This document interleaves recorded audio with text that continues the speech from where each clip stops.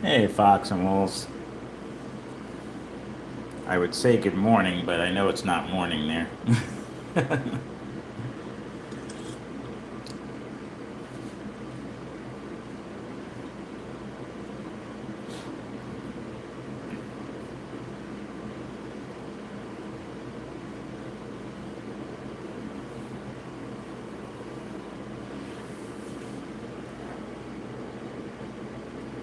Hey, Carl. Good morning.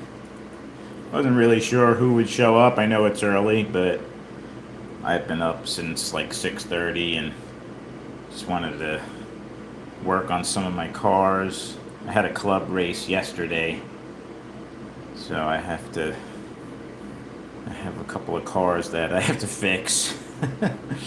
um, it was a fun day yesterday, a long race. I left the house at like quarter after 6 in the morning, and I didn't get home until almost 10 p.m. It was 2.5 hours away from me, the race, out in Bowling Green. They, they have 3 tracks there that we race on, so it's a fun place. It's worth the drive. Get to race on 3 different tracks. Hey, John.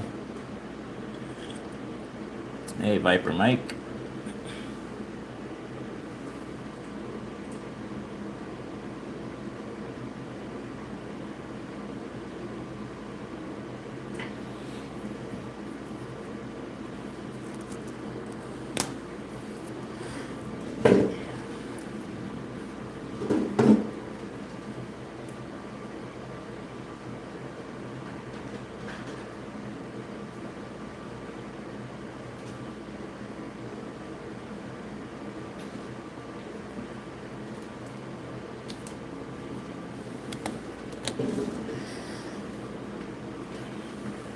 Hey, William.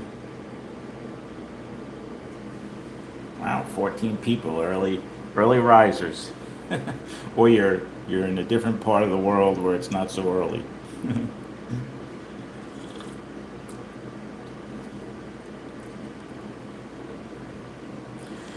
Yeah, so it was fun yesterday out at the race. Terry Flynn from Hardin Creek Slot Cars was there. He was selling a bunch of parts. He was there for several hours, so I bought some parts from him. I got another Viper V3 Spec Racer chassis kit I'm probably going to build this morning. I bought just a bunch of other parts that I needed, some pinion gears, pickup shoes. I got some hubs and tires for my box stock class cars because I had cracked the hubs on this car, actually were falling off. I had tried gluing them, but I already put the new hubs and tires on this morning. So this car is ready to go. This is my main box stock. This car did not run good for me yesterday. I don't know what happened. Box stock was not good. Was not kind to me yesterday, which was disappointed because I've been doing pretty good in that class with this car. And Terry gave out some free goodies. He gave out these wheel pullers that I guess he wasn't able to use for whatever reason. So, this is his HCS version, and he had some of these blanks that he gave to everybody. So now I have an extra wheel puller if I need it. And someone gifted me a boiling jig, chassis boiling jig. One side does Fusions and the other side does Viper G cars. So that's kind of cool. I've never boiled the chassis, but to make it nice and flat. But now that I have this jig, and this is actually a J Products tool, so from John. So that was kind of nice. Buddy Dan, fellow racer who owned the tracks we were at yesterday, he gave this to me.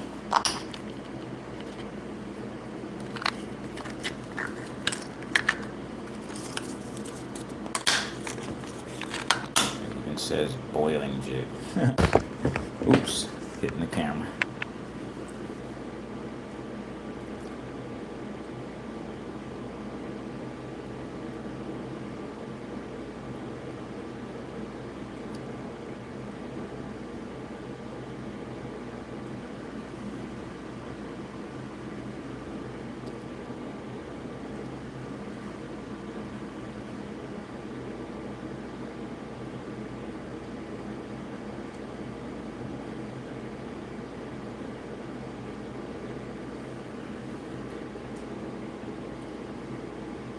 What does the boiling jig do? It helps you get the chassis as flat and level as possible to bring the magnets level and closer to the rails, just to take any variation out of the chassis. I've never used one before, but apparently I have to do a little research on actually how to use this thing, but I guess you put the chassis in and you clamp down these 3 clamps and it flat, you boil it. You literally put this whole thing with the chassis in boiling water for like 15 minutes, I think, and you're able to flatten the or reshape the chassis to however you want. I know some guys actually will bow the chassis because it I don't know. I got to do more research on the boiling of the chassis. It's not something I've ever done before, so, and I'm not sure how much I'm gonna do it, but I know guys who do it and they say it helps. So I bought some extra parts for my box stock Super 7s. So now I'm good with extra front hubs and tires. We have to use the stock non-CNC front hub and box stock. So I got that.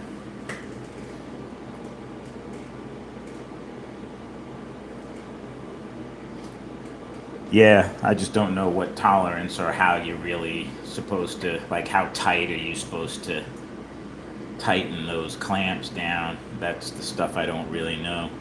Am I going to make my chassis worse if I don't use the tool right? I guess I'll take a couple to experiment on. It's fine.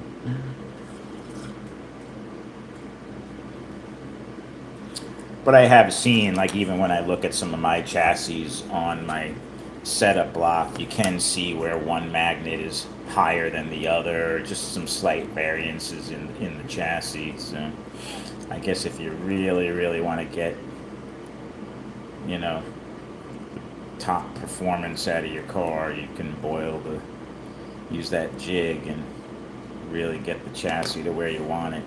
But that's kind of next level.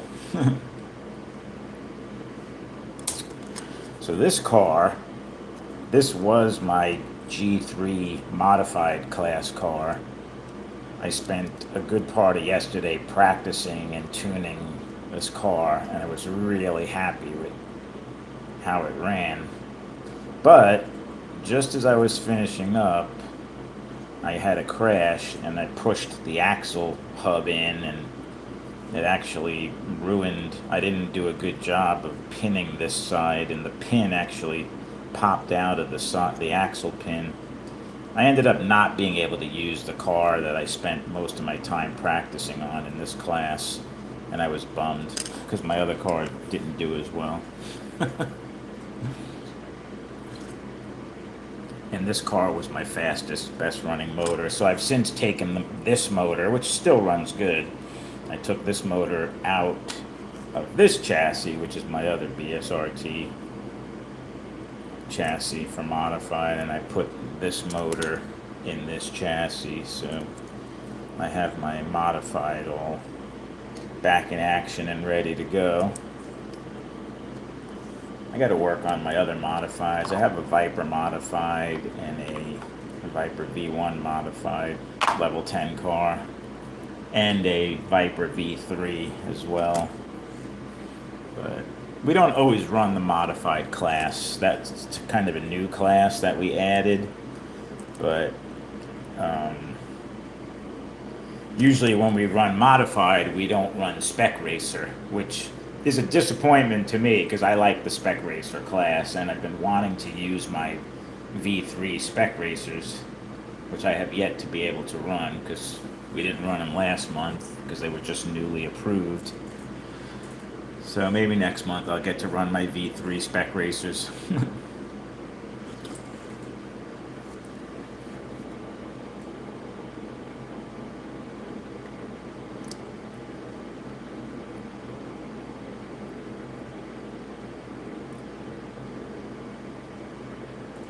Well, there you go. That's a good explanation. Thank you. 15 to, did you mean 18 minutes? You have 180 minutes. That's quite a variance.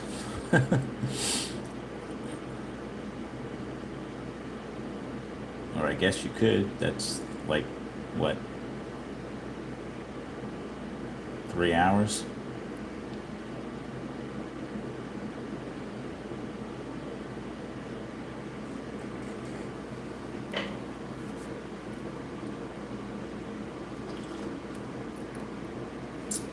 So yeah, I'll play around with that boiling jig and do a little research on it, and I'll let you guys know. I don't know if I'll do a video on using it, but I'll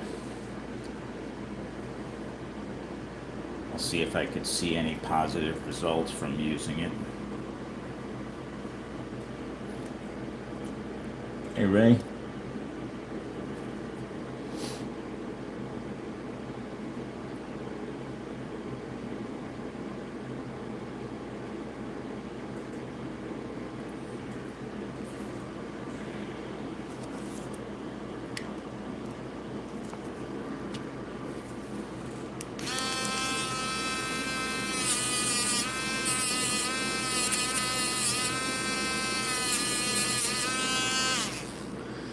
These are a new pickup shoe that Terry came out with.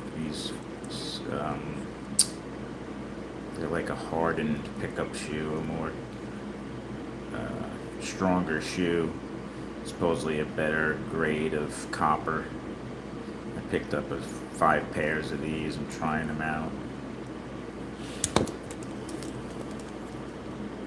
These are stock Viper. These definitely bend easier. These definitely keep their shape better. These are similar to the RPM shoes, which are a harder, more durable shoe that I use. So,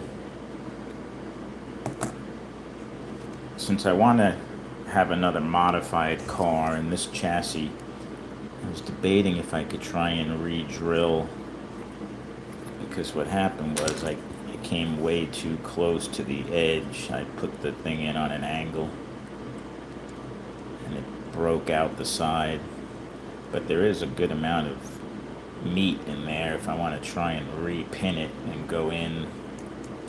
I don't know, it's hard to do. Once you drill this, it always seems to want to go through the hole that's already there. So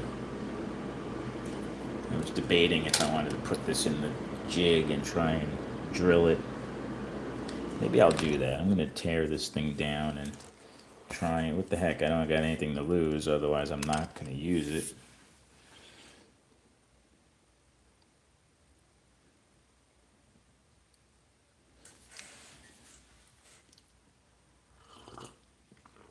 But I think I'm going to take this spare regular Viper V1 and take this apart and put this is a medium chassis, which I'm okay with. I'm okay with using a medium chassis up to a level 10 car. I don't mind a little bit of flex.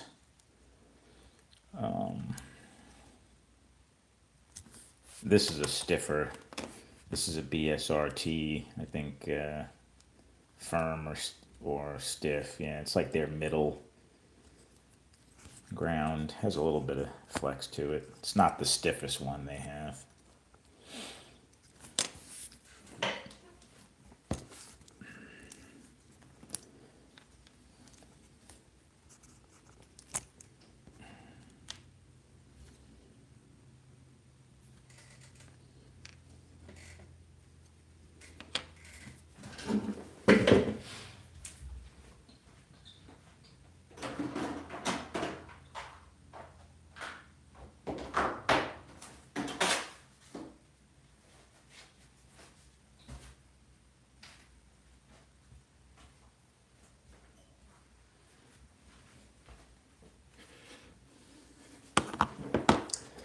going to attempt to re-drill out this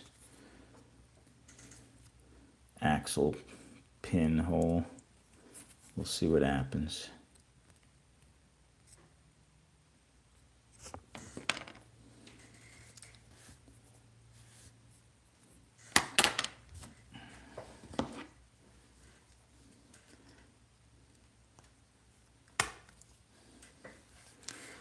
I don't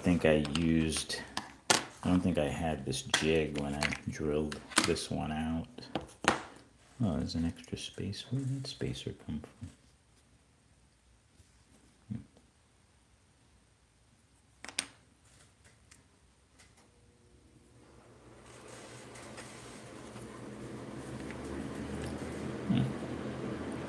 That's interesting.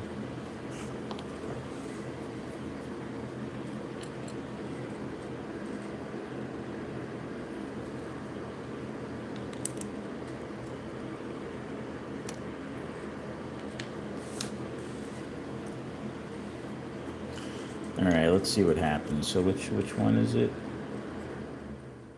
It's this bottom hole.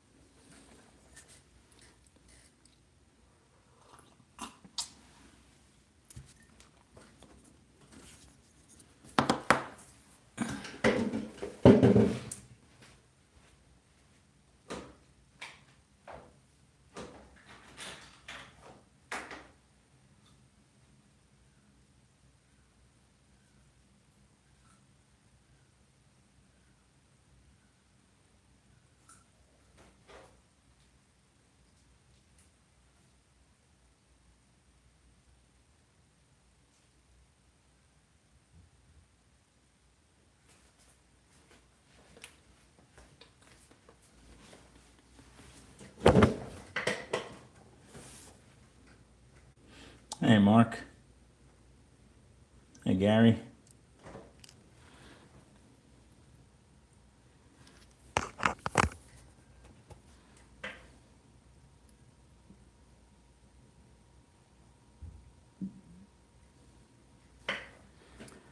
guess we'll see if this grips on anything.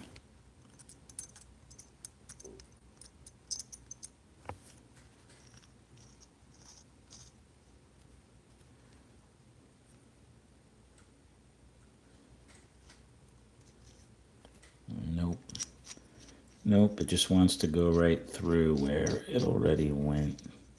Had a feeling that was, yeah. It just wants to go right through where it already went, so.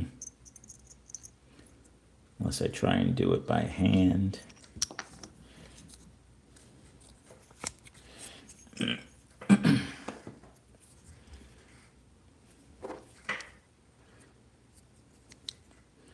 Maybe I can get a little bit of an angle if I go in.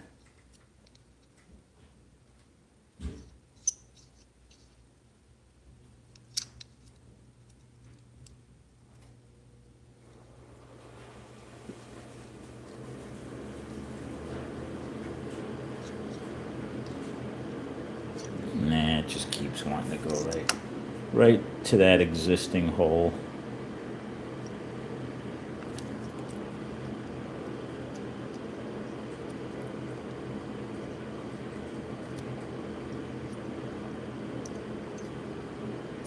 Alright, well, I ain't gonna spend too much time with that.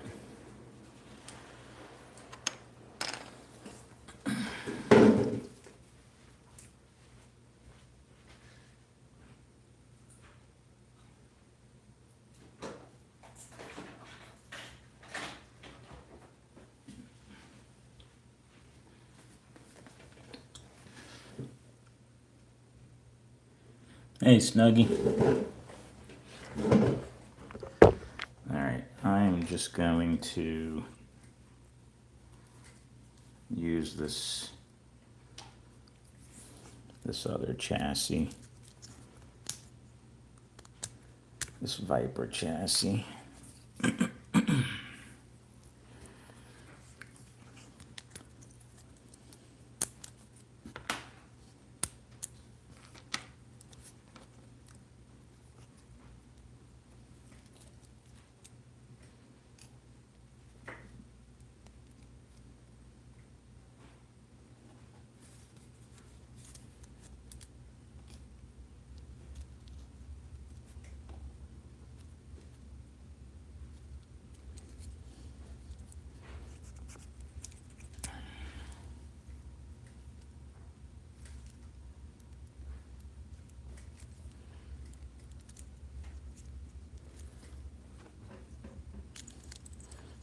just going to leave this Viper independent front end on here. There's nothing wrong with it.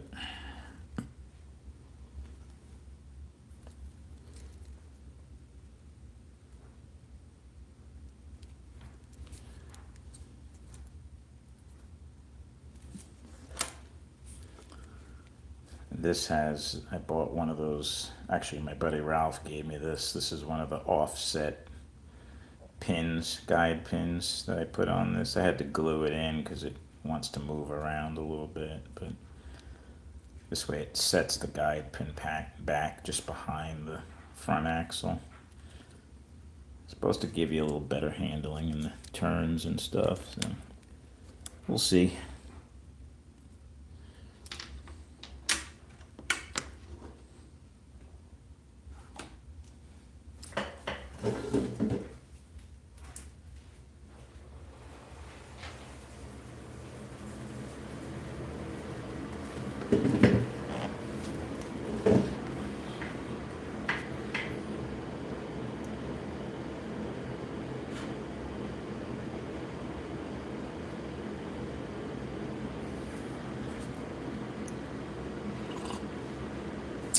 I'm rebuilding some of my car's Snuggie from, I had damaged this chassis yesterday. The pin that holds the axle in actually broke through the side of the chassis on this BSRT modified class car,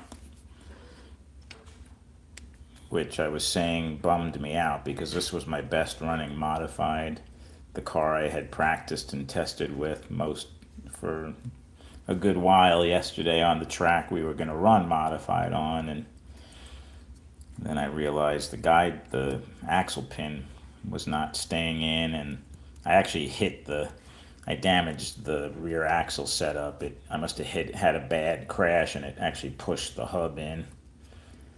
So that threw me all off for modified class. Then I was scrambling. They were calling for tech, calling for everybody's cars, and and I was trying to pick from my other 3 modifieds, and none of them ran as good as that car. So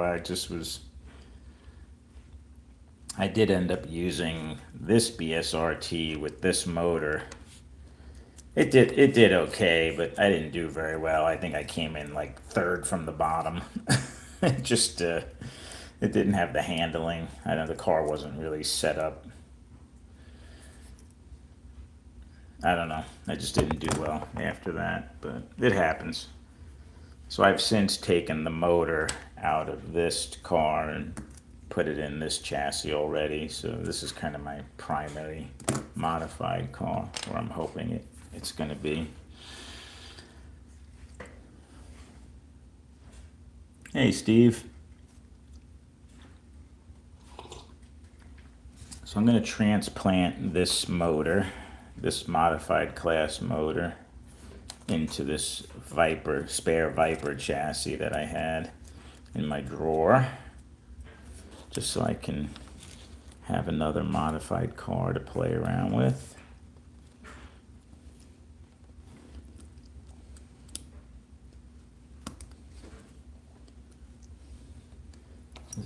Hopefully the spacing is good, but we'll see. Might be a little different with this chassis. I'll have to check the armature spacing. Yeah, it's a little too much play there. I'm gonna have to put a spacer in there. Probably like a 5 thousandths, maybe even a 10. Let's see.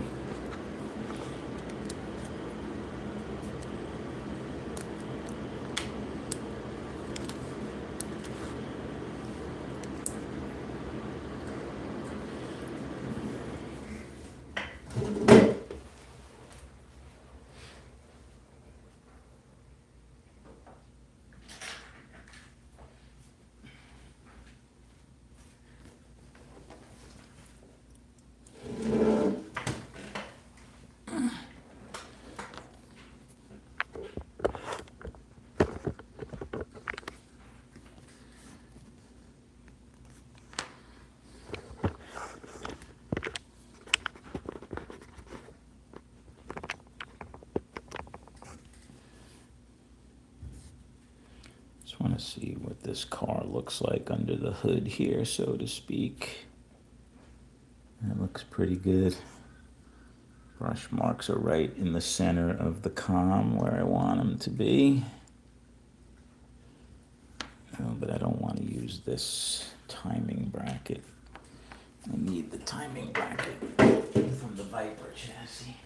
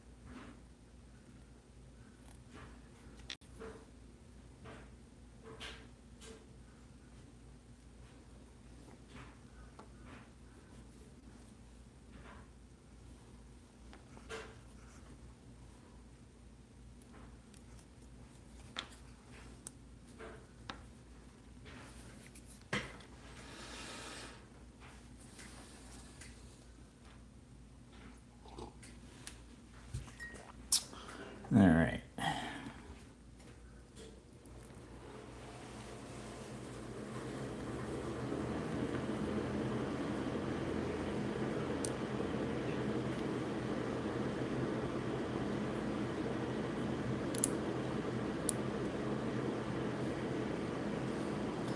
All right, we got our oh, that's right. I said I wanted to put a spacer.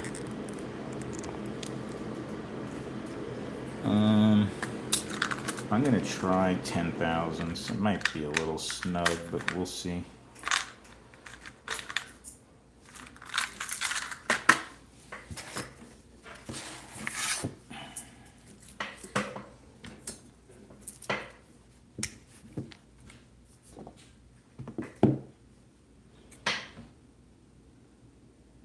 Hey, Jim. Good morning.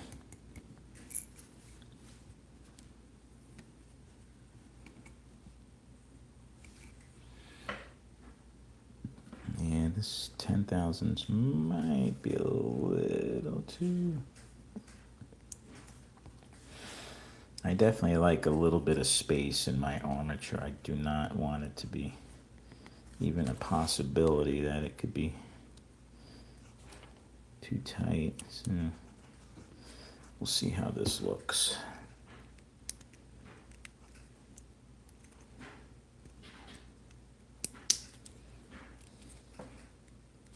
Actually, that's pretty good with the 10 thousandths. Got just enough play in there. All right. That'll work.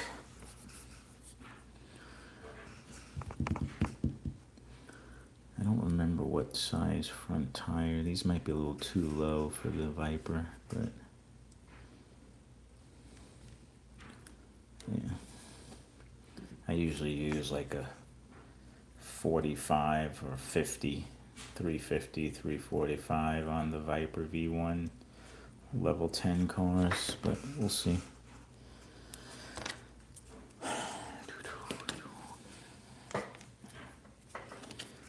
Put a little dab of...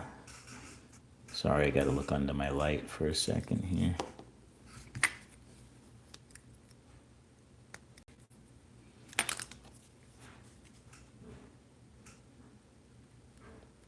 Put a little dab of oil on the bushings.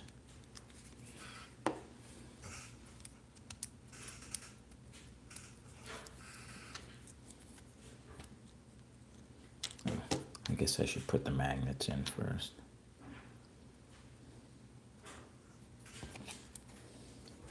These are level 10 maxi traction with the little like V-shaped little wing.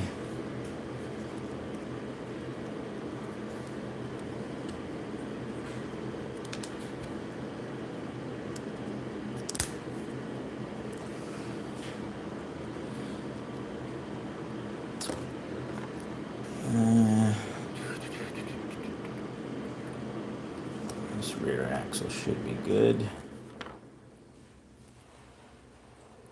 I usually run like 428 or 430 on my G cars. Let's see, yeah, it's like 428. 428, 430. This is a 23 tooth. I could go 22 if I want a little more top end, but I prefer, I mean, the car is plenty fast. I like the control I have a little more control with the 23 tooth. I feel like for my driving style.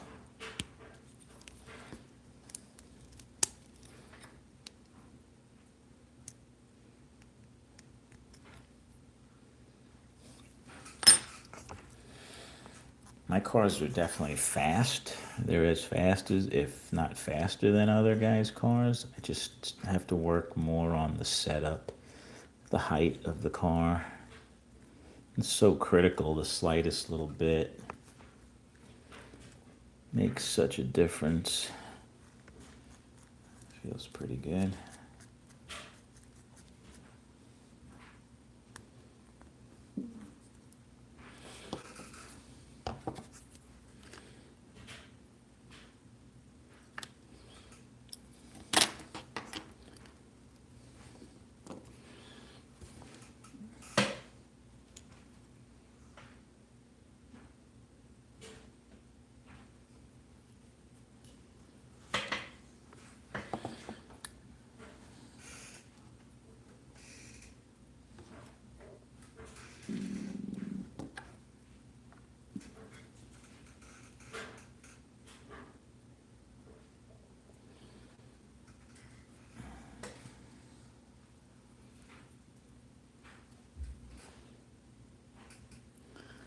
That shoe's got a pretty good groove in it. Well, I'm going to use these shoes just for testing purposes, but I'll probably put a new pair on if I race this car.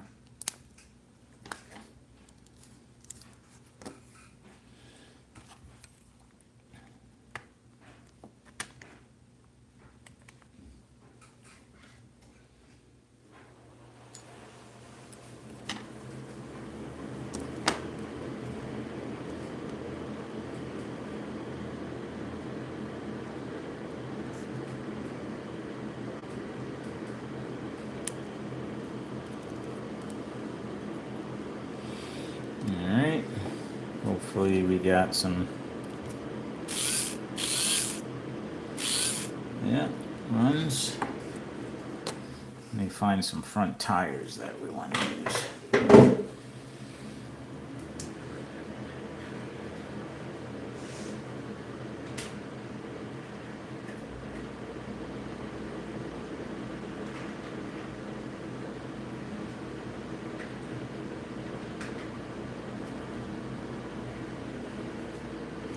I'm going to put 345s on to start with. We'll see how the car sits. Hey, Ricky. Hey, Kevin.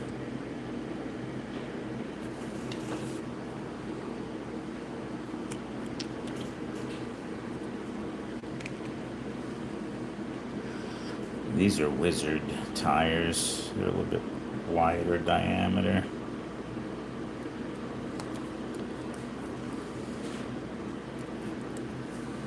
I like Wizard's front end, which is what this one is. This is what was on the car. This is a Viper front end. It's a little bit smaller hub on the back side.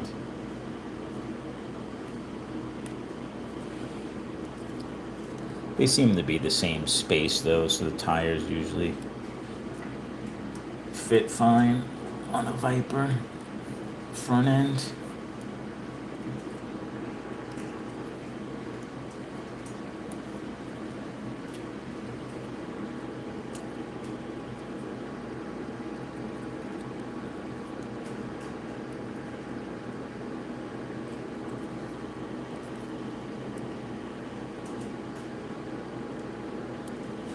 Alright. Well, she's back together. Let me see how it looks on this setup block.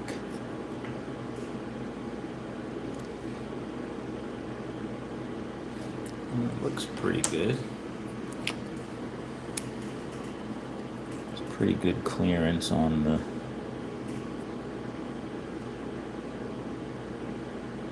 Yeah.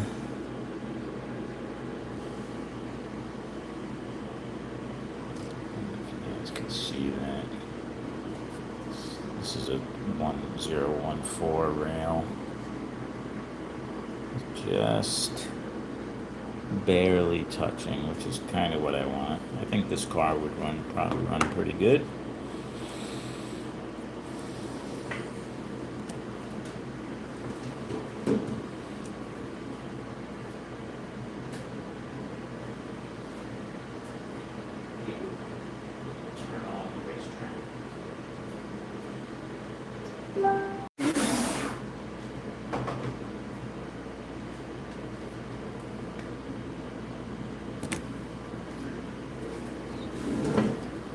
Seemed pretty good.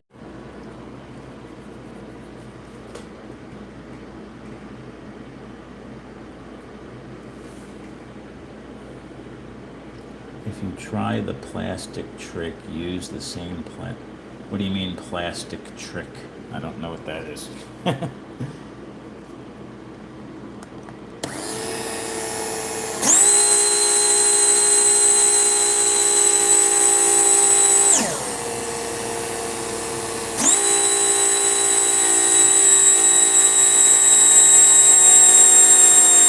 Uh-oh.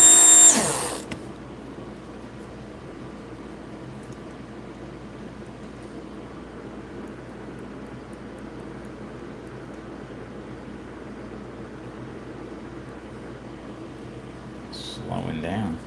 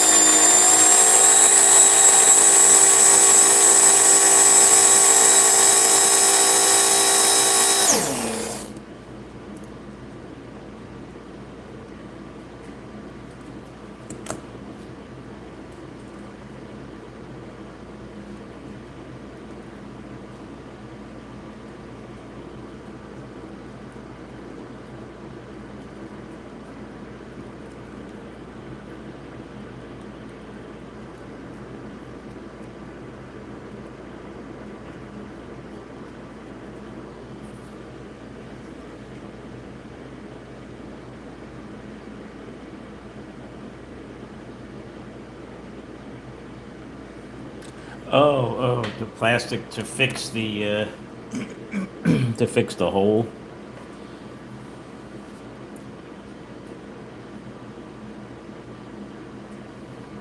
Yeah, I guess I could try, and I don't know that I have any extra plastic that's the same, but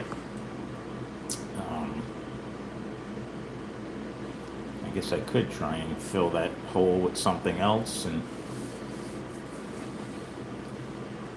maybe even like some kind of glue or epoxy, and then drill through that. I don't know.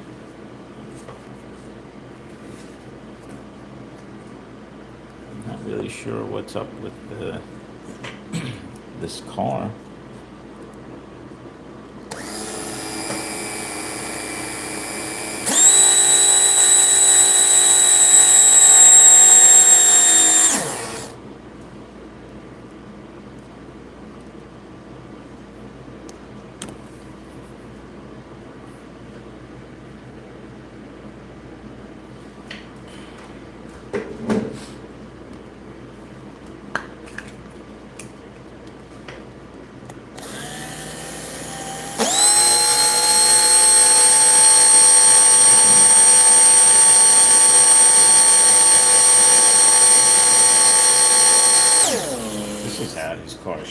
time. This is my other modified Viper.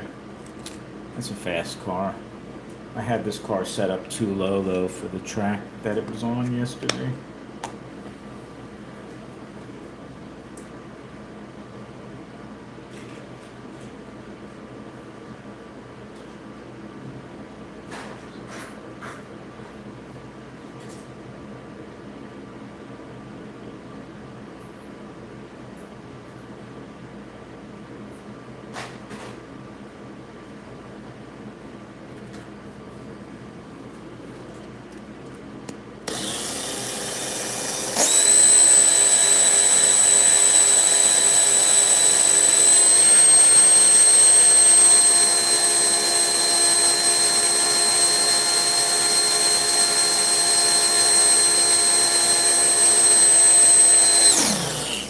My Viper V3 modified.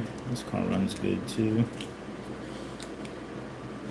Although I'm not sure about the V3 for a modified class. Just something about the way it handles.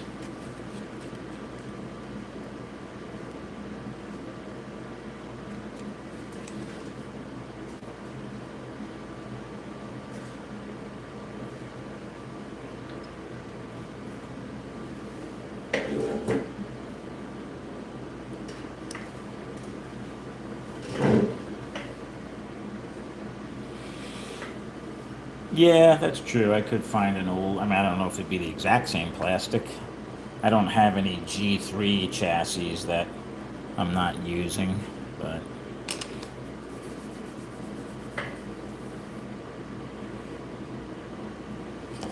I don't know why is this car is not happy? I'm not happy that this car is not happy. Although on the track, it seems fine. It's not like slowing down.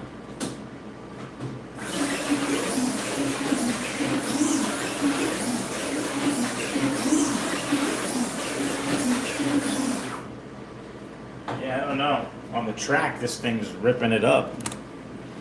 But it runs weird on the dyno. I don't know. I don't always trust this dyno. I trust how the car runs on the track.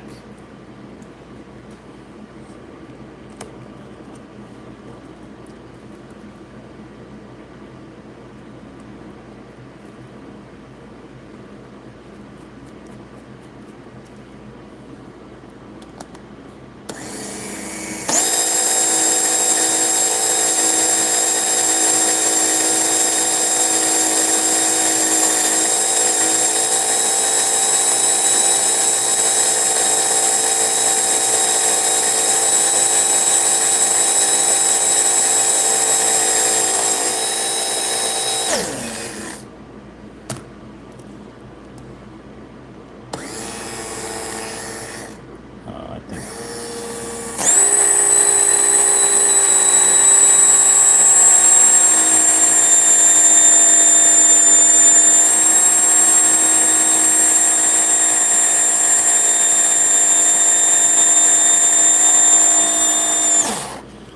Yeah, I don't know. Something is a little weird with this car. Maybe I did something to the end bell or the brushes when I rebuilt it. I'm gonna let it run on the dyno here for at 5 volts while I build this other car.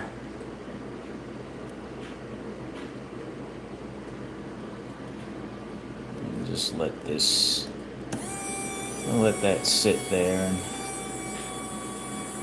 I'm gonna build, if you guys are okay with it, I'm gonna build another Viper V3.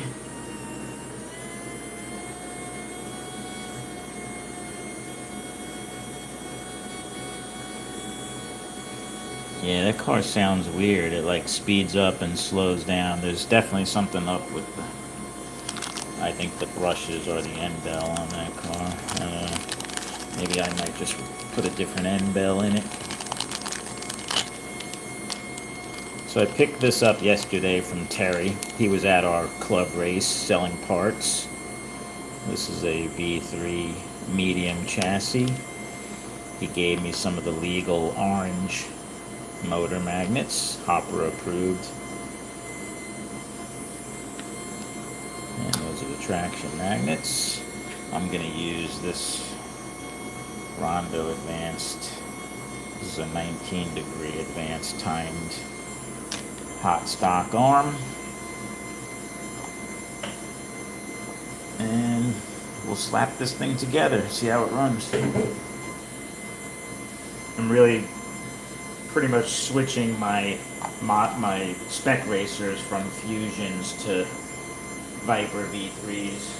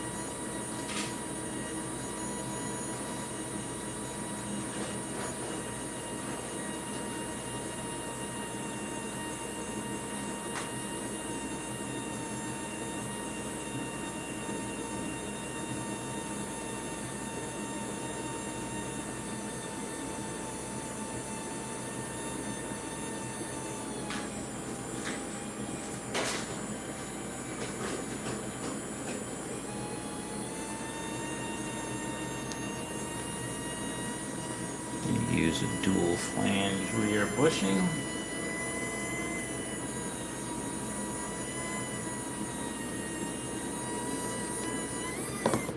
Alright. I'll re-look at this car later. I'm gonna take that apart and look at the end bell. Because something's not right with it.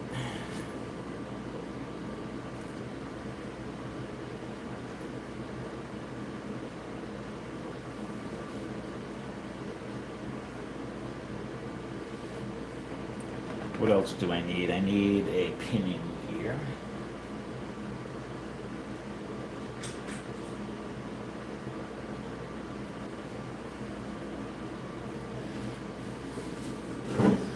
I picked up a 5-pack of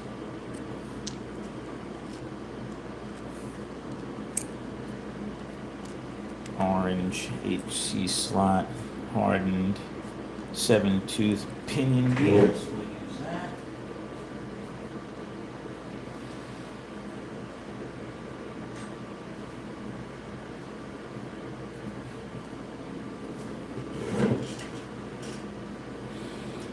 I use these orange hardened gears just because for me they last longer. I have a tendency, I don't know if it's what it is, maybe I crash too much, but I seem to chew up crown gears. And these gears hold up pretty well. They mate together pretty good. You might get a little bit smoother gear mesh with a non-hardened gear, but I still get a pretty good gear mesh even with the hardened gear, and I know that they hold up well.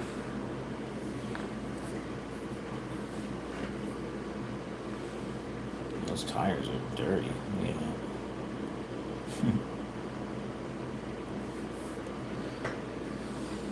that. Alright, I think we have what we need to slap this V3 together. I already have some silver hangers, which I've already tweaked with a little bit of an angle. Help hold the pickup shoes in. So let's, first thing we need to do is drill this particular chassis. So I guess I'm gonna get my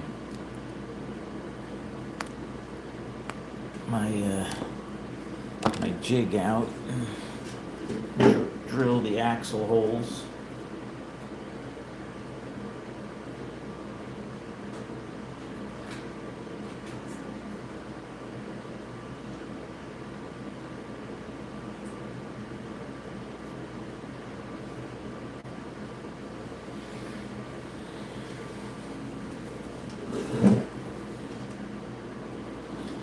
use a .025 drill bit.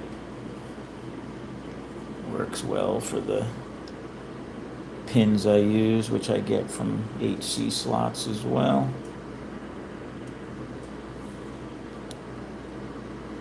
And I just use this little pin vise.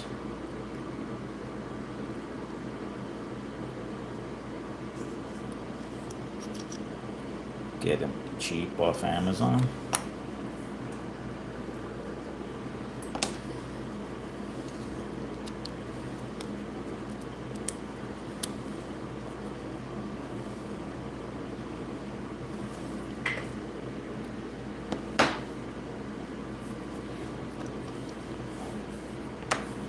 Alright.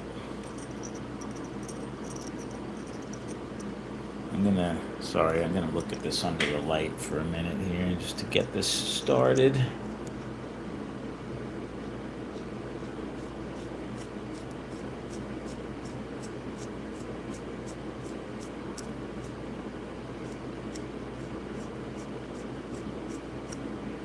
Alright, so you can kind of see that it already made it through the first opening.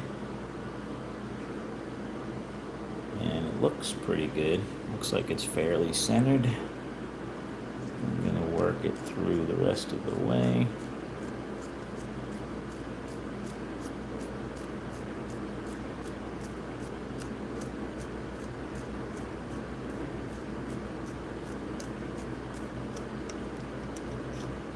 And there we go.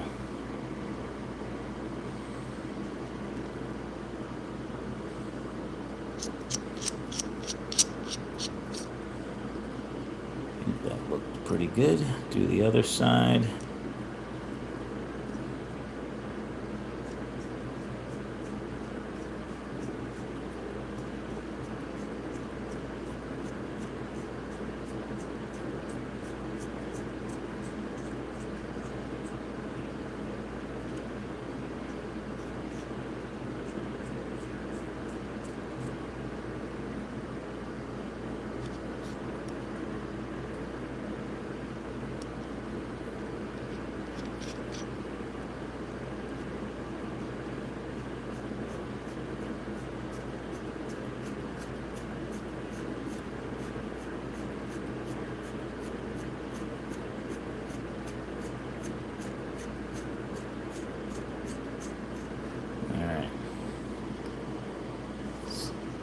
It seems like it worked out pretty well.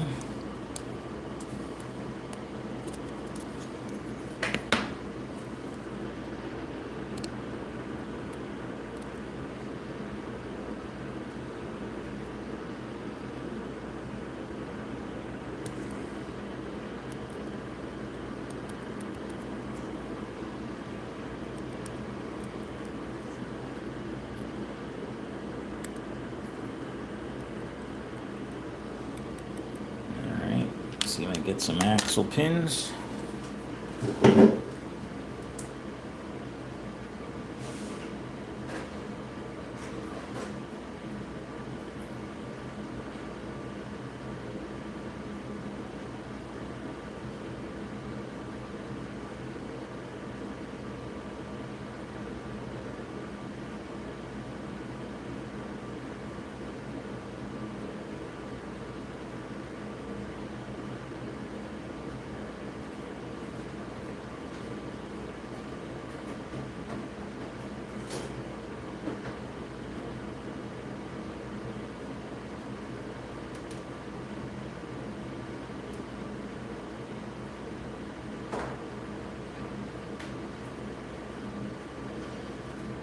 Alright.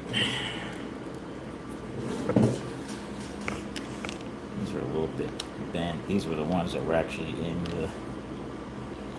the other car. I just straightened them out a little bit. I usually try and get that started. I'll usually use like my Dremel and a sanding wheel and try and bevel the edge. It's a little bit bent too, but I could straighten those out later. Alright, so that went in.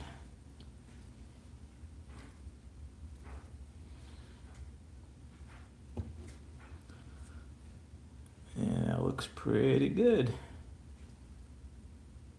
It's centered pretty good. Yeah, that worked pretty well. So that jig works pretty good for the V3. I think there was some question if it was going to work for the V3, if the holes were in the same spot or not. Let's see if I can straighten this.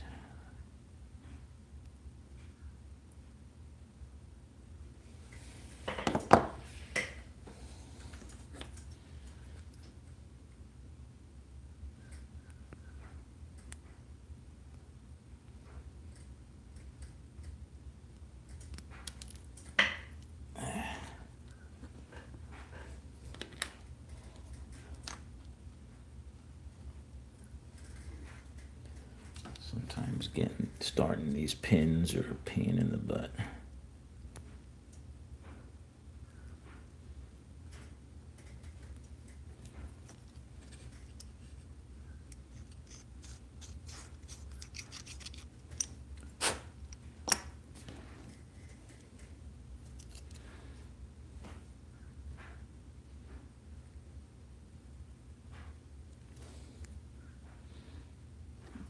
Alright, got that in.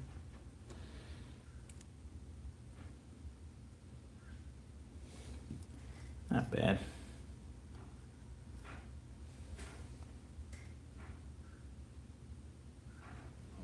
Alright. See if we can pull these out. Alright, so we got our axle pinned, so that's good.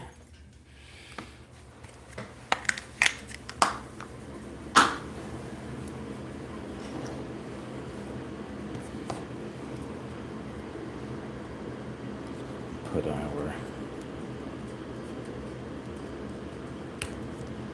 our, dang it.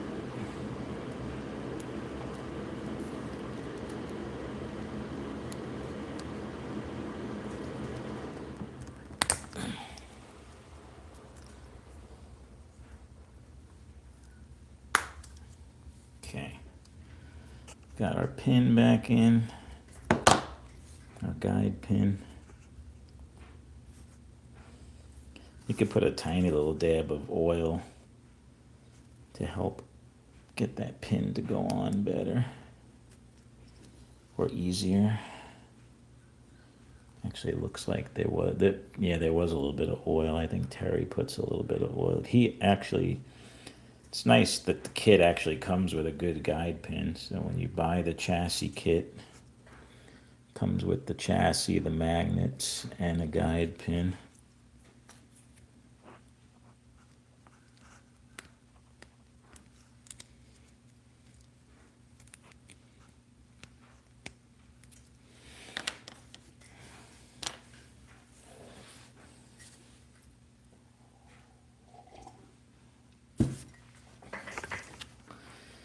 All right, let's put our hangers in. And these are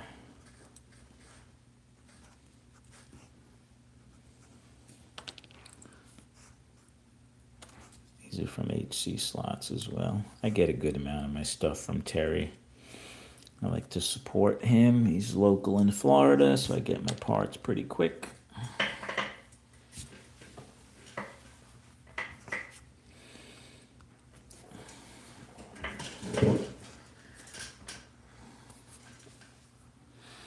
All right, let's build this.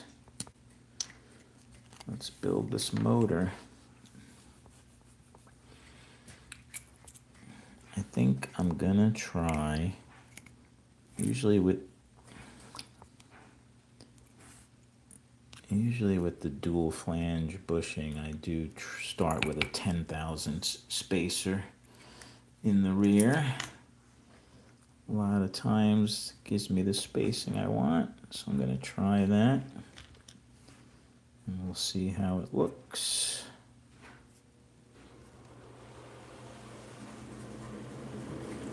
Wow, that gear is tight.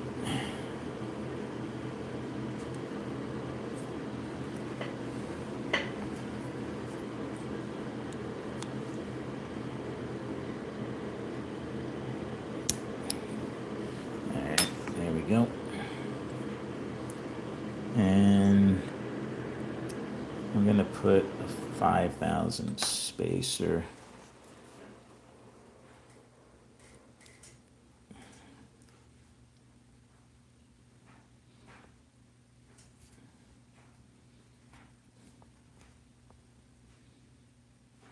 on the top, along with this Teflon type spacer that the arm came with. Oh, you know what I'm missing that would really help?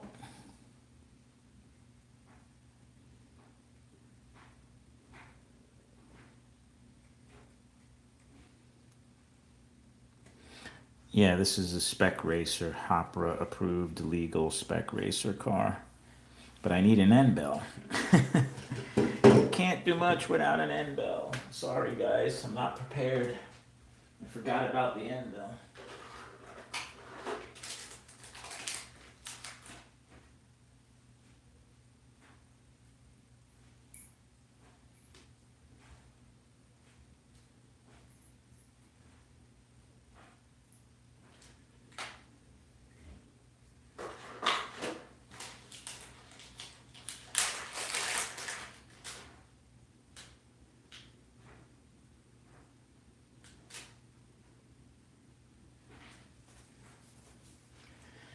I think this end bell might be good. I think this is one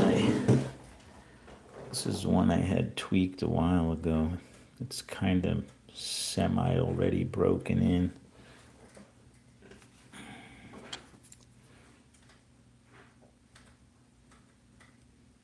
Yeah, that should be okay.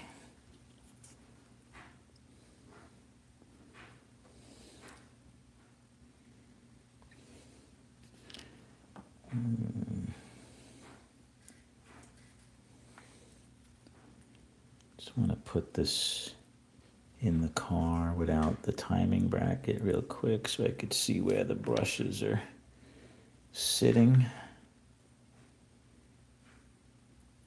Yeah, it looks pretty good. I think that spacing's good.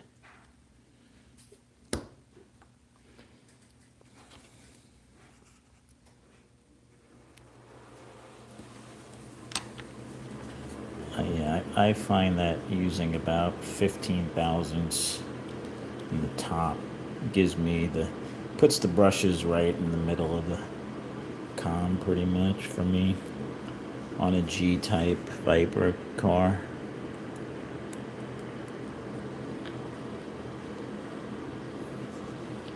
All right, take our legal orange magnets, a little white dot on the end there. These have the extended tips on them.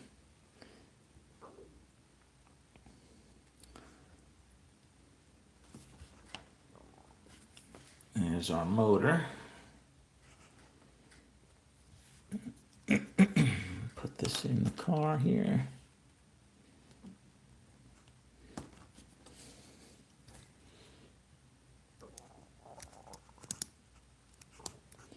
Again, you'll want to get the tabs of the end bell are sitting on top of the hangers there. So you got to make sure you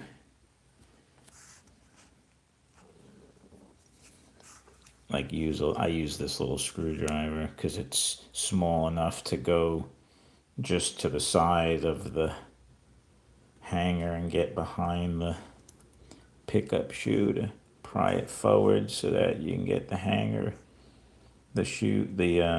not pickup shoe, I'm sorry, the hanger, the tab, get the tab behind the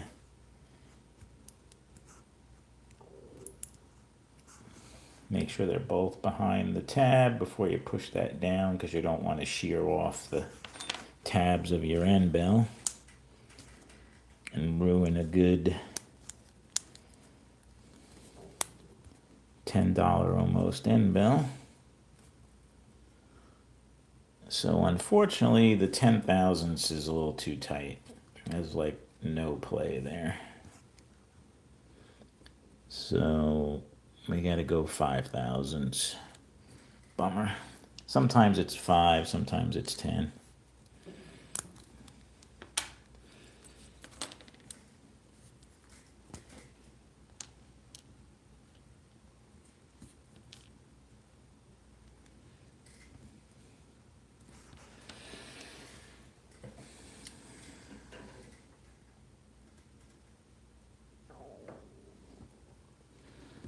I think that's 5 thousandths.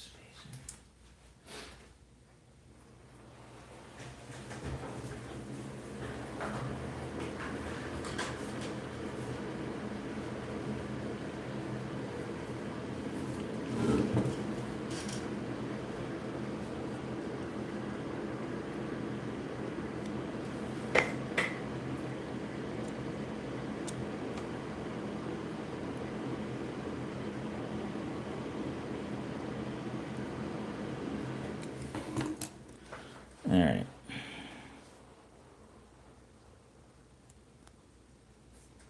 Oh, come on.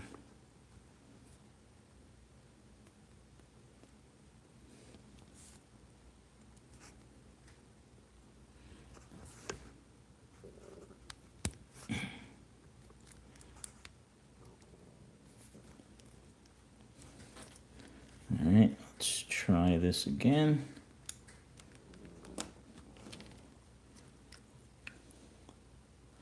Sometimes the motor magnets want to kind of come out of where they sit in the timing bracket.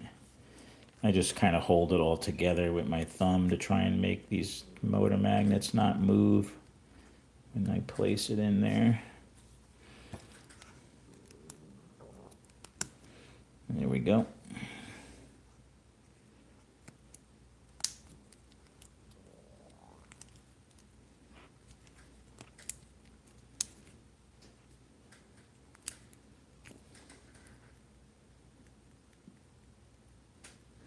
Okay.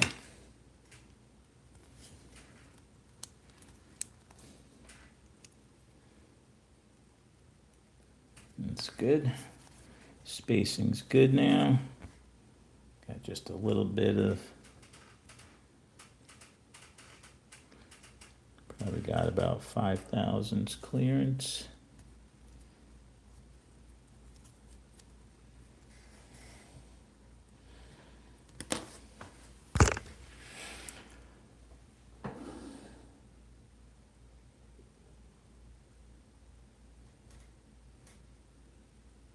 Spacing on the surface of the brushes where they meet. Oh, sorry, I missed that. You mean with the armature not in the end bell?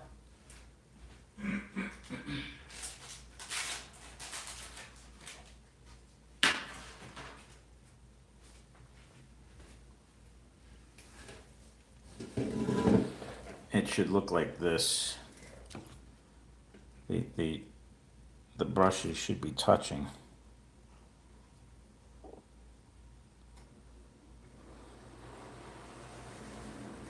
I don't know, is that what you're asking?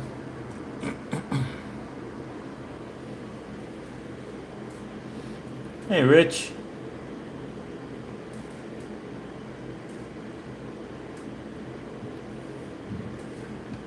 Yeah, this one's tweaked a little more than, probably just a little bit more than 50%. But it depends how much you want. This is not a new. This one I already tweaked with the J product end bell tool.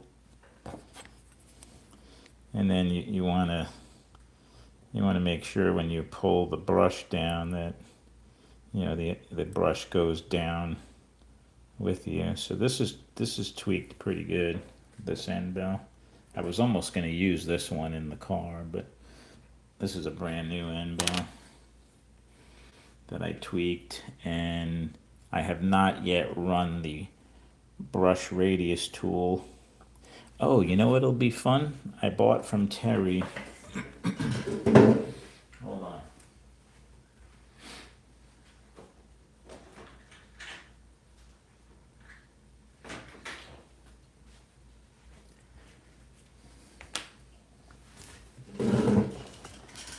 I already had this brush radius tool that I got from, I think I got this from like Scale Engineering. And I think this is a pretty fine diamond tool. Terry has the new Viper. This is the coarse one. So, he said run this through like maybe 10 turns, 5 or 10 turns with the coarse, and then run the fine, and that should break in. Let's try it on this end bell. See how the brushes are flat? There's no radius in those brushes yet.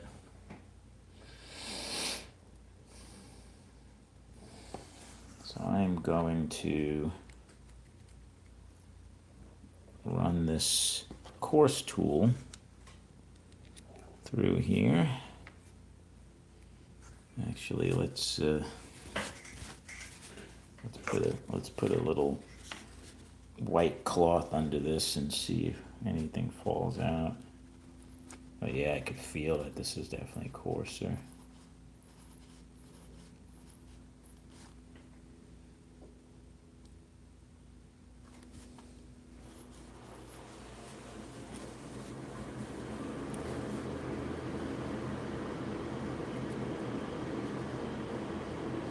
You can definitely see the material on there, the brush material.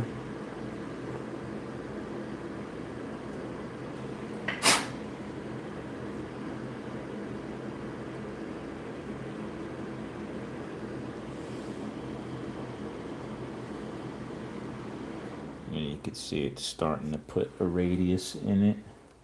Looks like I could go a few more turns even with this coarse one.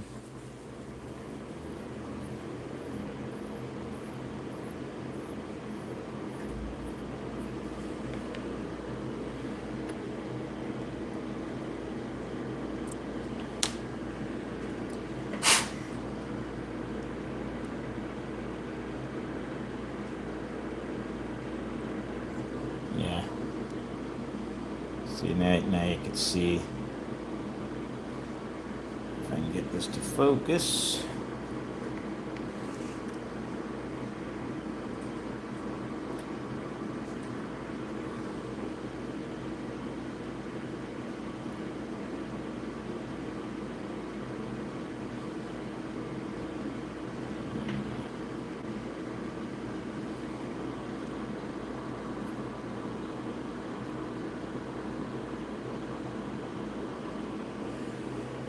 I'm gonna run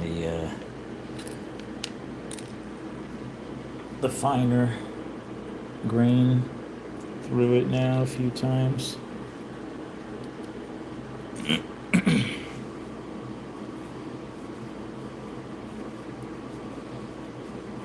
What I like about this tool is you could put this is the same size as an armature, and you could put a bushing and a pinion gear, and you could actually put this in the car and get like perfect line of, the perfect angle of how the arm would actually be, and push the car around, and it'll cut the radius, and it'll be the correct angle.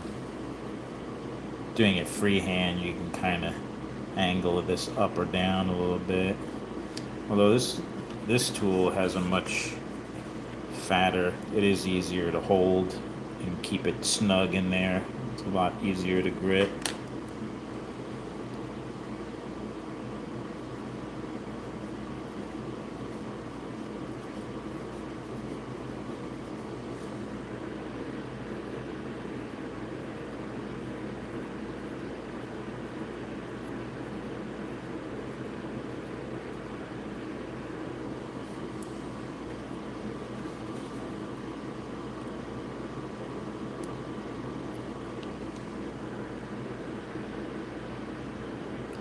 Yeah, it worked pretty good. I don't know if I'll be able to get it to show, but you could see that the brush is nice and smooth in there. There's no ridges or edges when the brush is breaking in. There's maybe just a tiny bit. So that's probably broken in about 85% of the way. That should be good to go.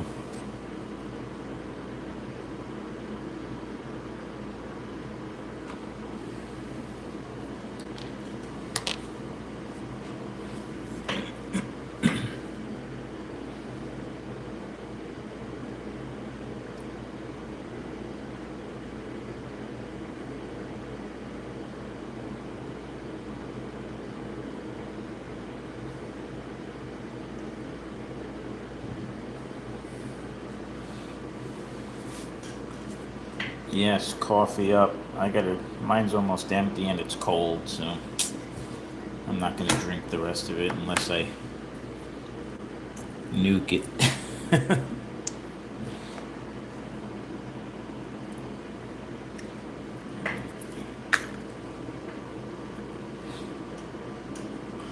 Alright, sorry I got sidetracked with trying this new tool.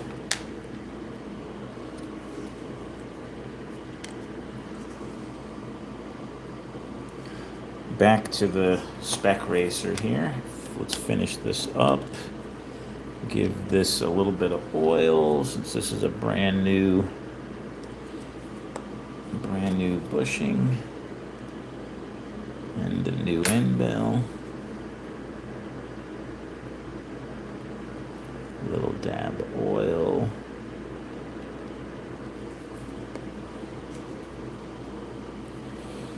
Alright, let's put in our traction magnets. Do high downforce. So again, the side that sticks to the motor magnet, you want that surface to face the rail. Like so. Put our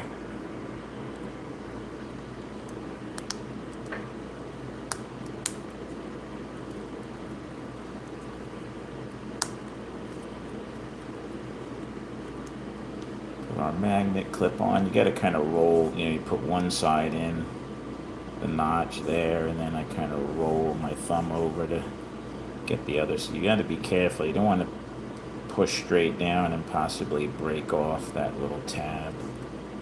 Unfortunately, they don't sell just the magnet clip yet. I'm hoping they do eventually, because I actually did break one.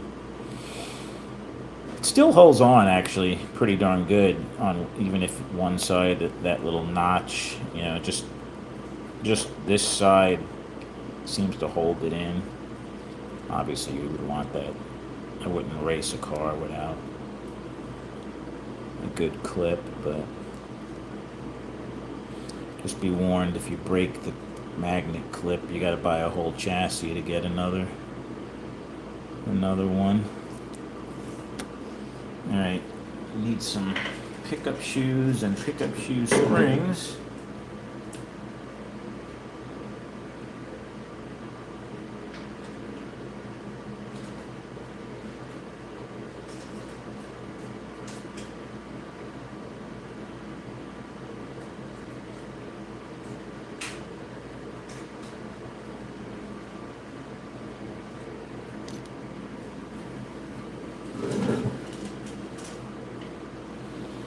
I'm going to use some 008 BSRT springs. I like these springs. They seem to hold their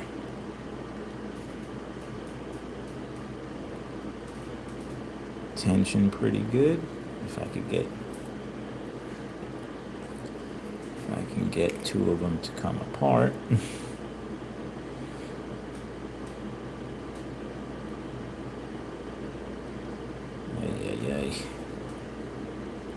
We got three of them stuck together here.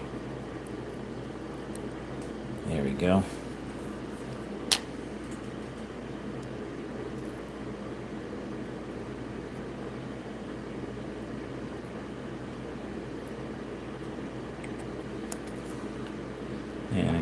use these new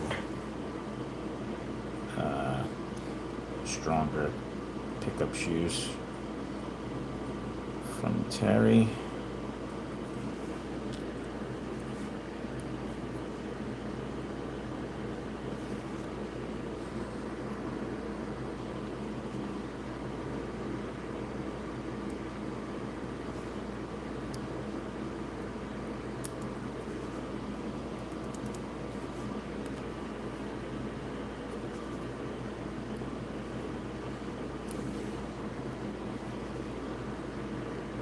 So later I'll get out my spring tension meter and I'll check the spring tension and all of that, make sure that's where I want it to be. But for now,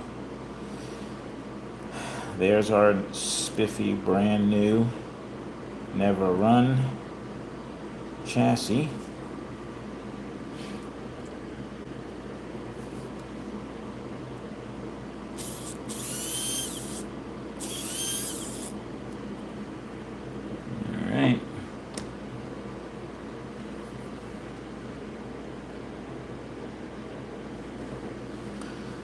One thing I don't have, so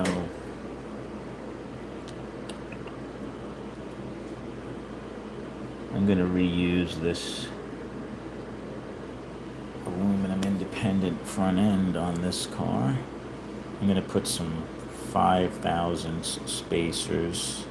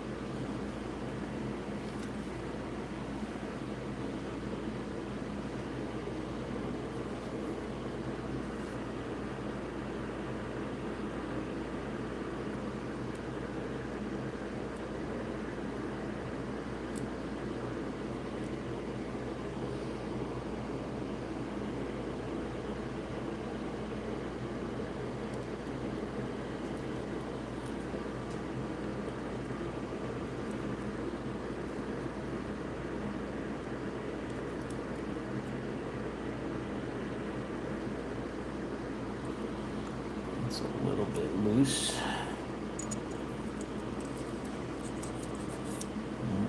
It's legal.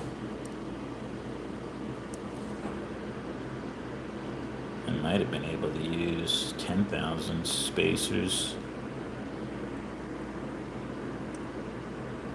Although I've got to push that retainer in a tiny bit more.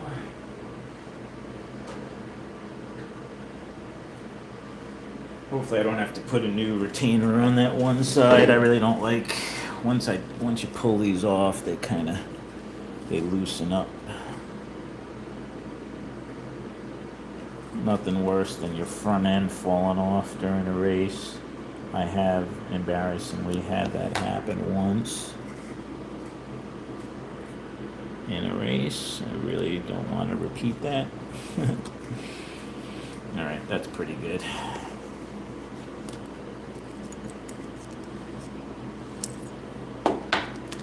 Now, I don't have a rear axle set up for this car, so I'm going to take one off of one of my other V3 spec racers, just so I have something we could run. And I need some front tires. And that looked nice, all nice and new.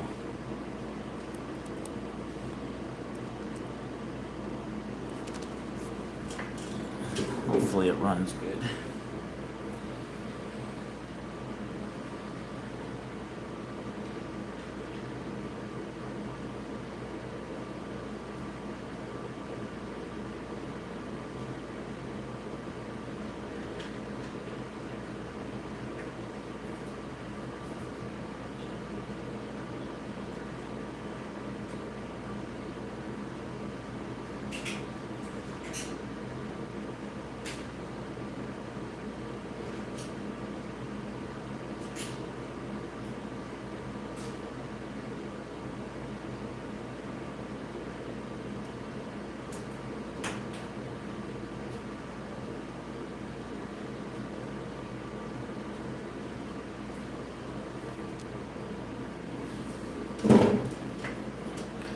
I'm gonna put some 316.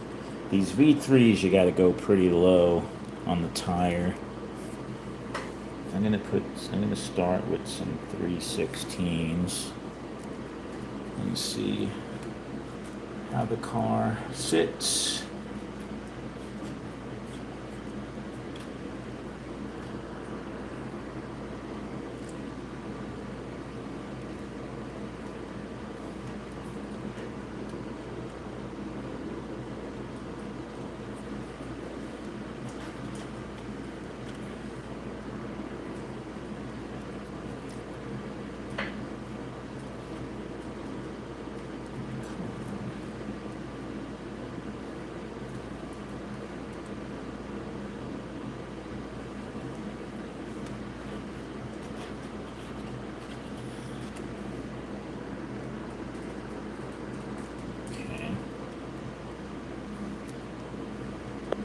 We got our front tires on.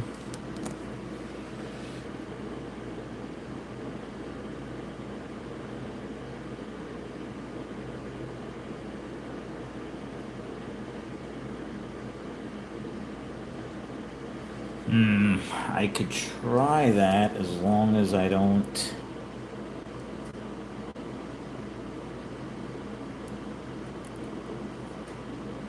Yeah, I guess... The only problem is I gotta make sure that I don't get any of the Loctite on the outside of the... Yeah, I think that might be doable. It's a worthwhile suggestion, Mike.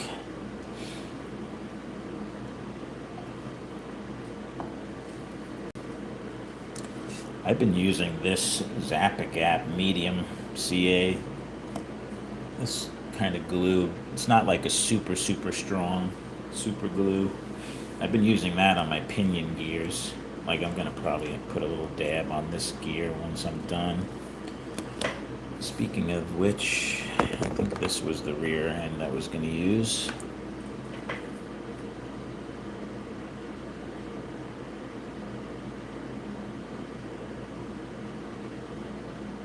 This is might be a little bit high. This is like 418. I might want to go 416. We'll see how it looks.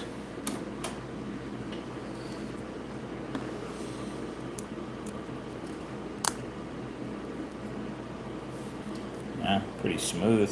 Feels good.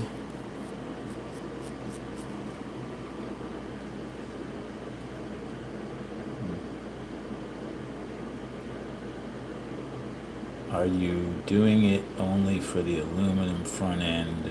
I don't know what you mean by or the Delrin as well.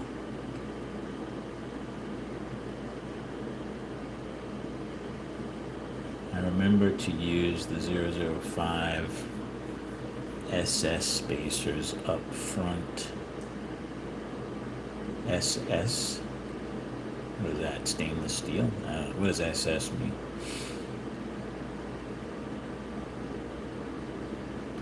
Delrin's just the manufacturer, I think.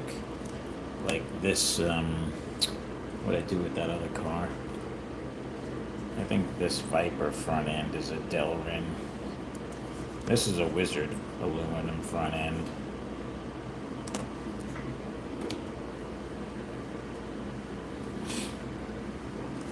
Let me see how this car looks real quick under the light. Yeah, might be a tad high in the back. I think I need to go down to like 416. Yeah.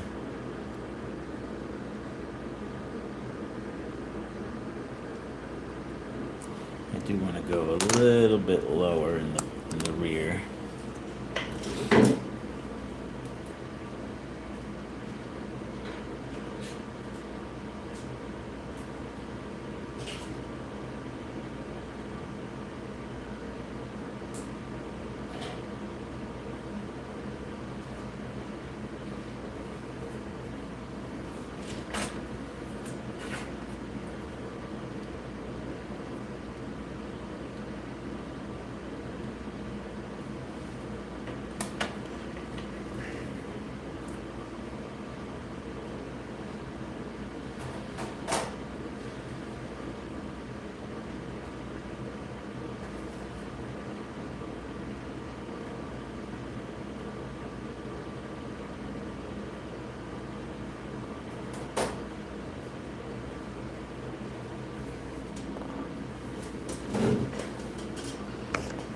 try this rear axle. This is actually like 414. If this is going to be a little too low.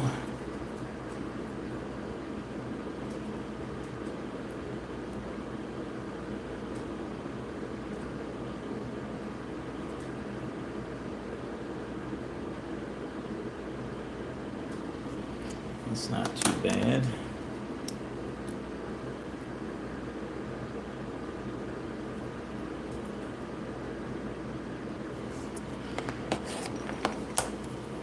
I'm going to use one size higher front tire.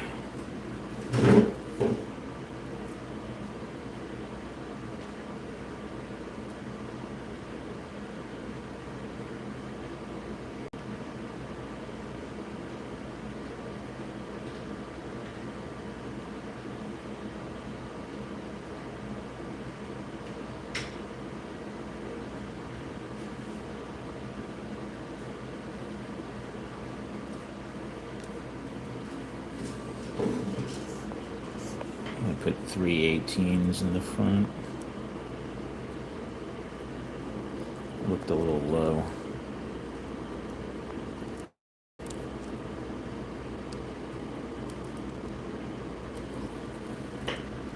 Although, depending on how the car handles.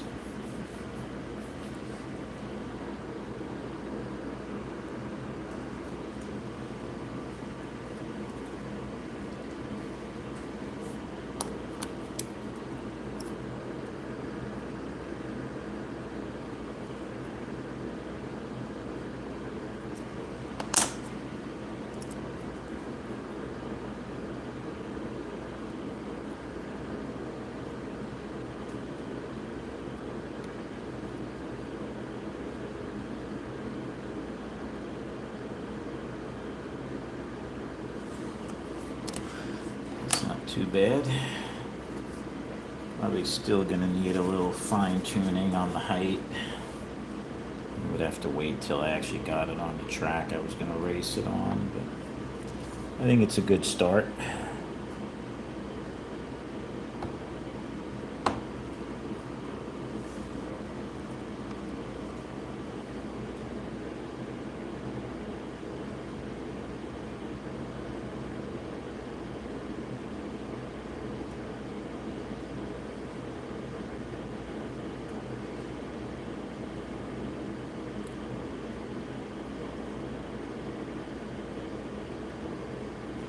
Yeah, I hear you, Mike. I just have very unsteady hands trying to get it just a little bit in, but I'm sure if I take my time, I could do it. I don't have the steady hands I once had as a young man.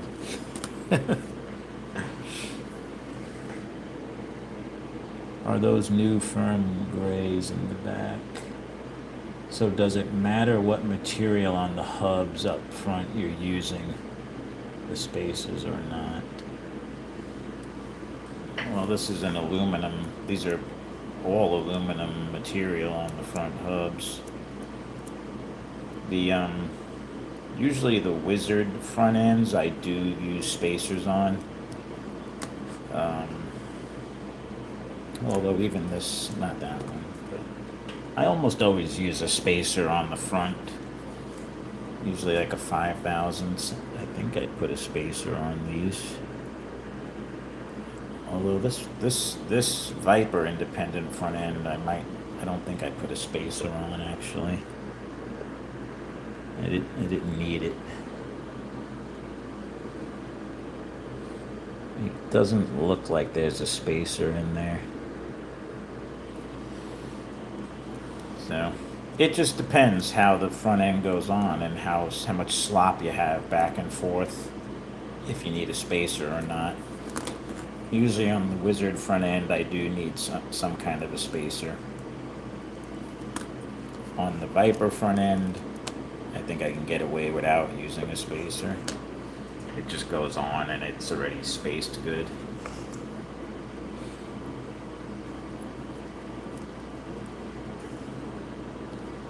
I guess we'll give this a quick, we'll see how this looks on the dyno, this car.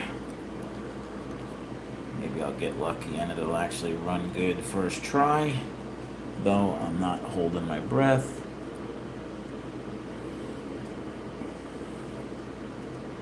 Every now and then I build a car and it runs great right out of the gate, but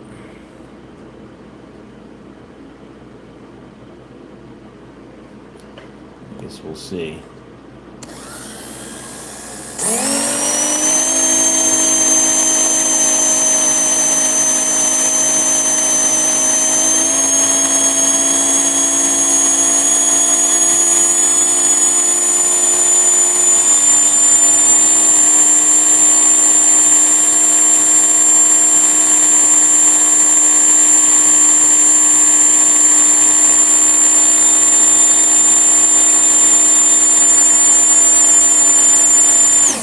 Yeah, that is a good running. That's a good running motor. That is a good running motor, and it still has some more breaking in to do. I'm pretty happy with that. I'm gonna go pop a quick lap around the track and see if I get any marks on these magnets.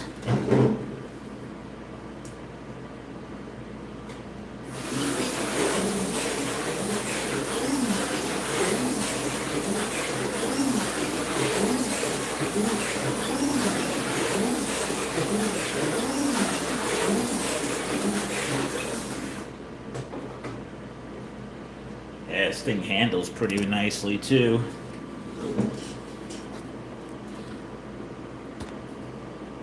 Yeah, there's I could probably go lower with this car. There's not even really a mark on those magnets. Now my rails are a little bit lower than most tracks, like I'm a 012 and even lower in some spots, although I do have some 014 sections, so maybe it's just a shade of a mark. This might be good for a 014 track, although it might be able to go a little bit lower. These tires are, no, these are not new. These are not the new Viper. I did buy some of the new Viper Phantom 2s. These are Onslaught grays. This car ran good just now. Pretty happy. I think I have another contender for a really good running. Look at that. That's perfect. See, that's what you want to see on your pickup shoe. Just a perfect rail mark across the shoe. So those shoes, I didn't even have to tweak them. That's just how they were. That's pretty good. It's a pretty good running car. Pretty happy with that. Pretty happy with that build.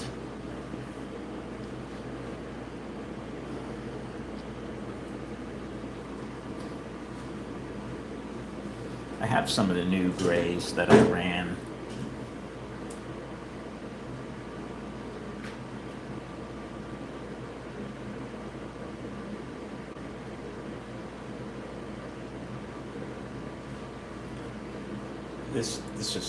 These are some of the Fern 2 tires. They seem pretty good. I like the compound. I ran them yesterday for a while. They got one tear. I mean, they seem to, all these tires, if you crash them a certain way, they seem to get a tear. They don't chip like the Firm Albinos. The Firm Albinos lose like a whole chunk of tire. Although these Onslaught tires and even these tires or RPM tires, they'll all tear if you're not careful. I'm really happy with how this car ran.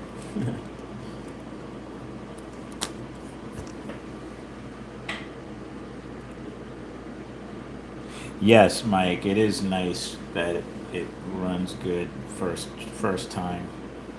Unlike, where is it? Unlike this car, I don't know what's up with this car. I don't know if you were here when I was building this level 10 car, but where'd that pin come from? This car is not really running right. I don't know why. time is it? A little bit after 10. What are you guys doing today? You guys gonna watch some of the football games? I'm looking forward to that Eagles Kansas City game. It better be on TV here. I'll be very unhappy. This car.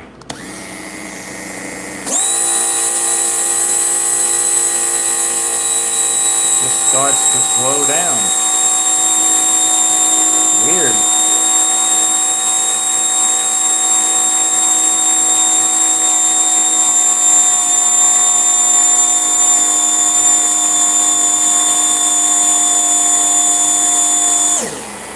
I don't know what's up with that. It's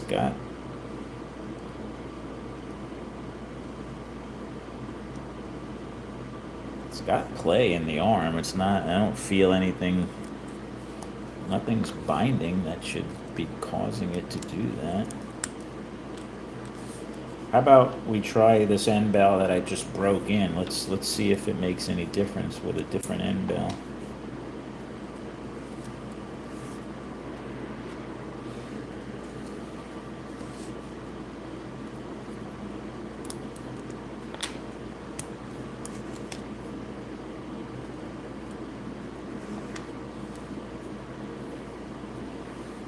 Although this should be a good end bell in here. I don't see why it would.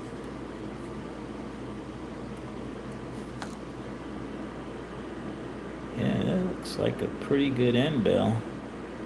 Brushes are not completely broken in on this end bell. I wish I could show that you could see what I mean, but the brush is just not completely smooth yet. I guess I could run that tool through this end bell and try and break it in a little bit more, but that doesn't explain why it's slowing down.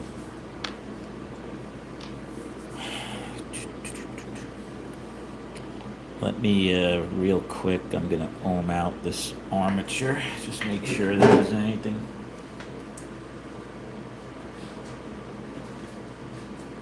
wrong with it. I don't recall burning up or having any armatures get hot, other than my box stock Super 7, that got kind of hot, but that's another story. Trying to put that race out of my mind because I really had high hopes for the box stock class. Disappointed how I did yesterday, but there's always another race. Alright, let's see. What the? Oh. It's like that's a short.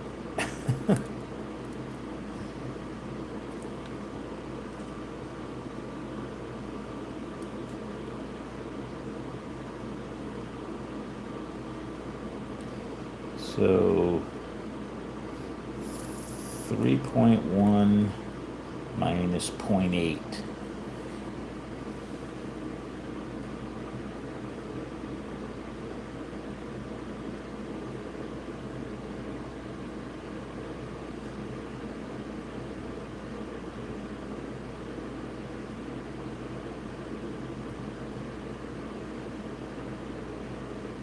Yeah, 2.3. Alright, so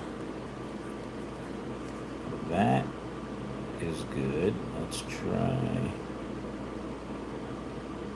Yeah, 3.1. 3.1. Yeah, no, this arm is good. It's like a 2.4 ohm arm, excuse me.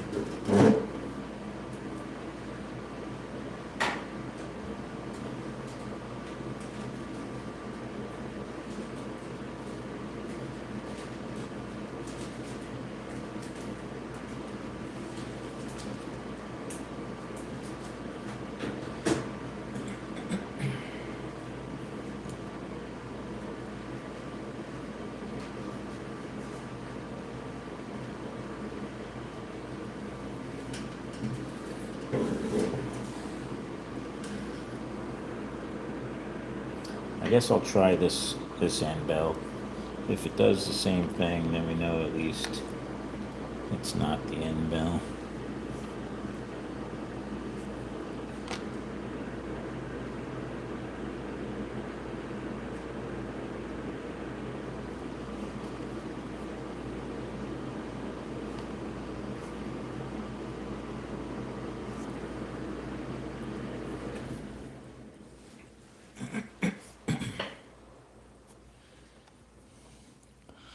All right, so let's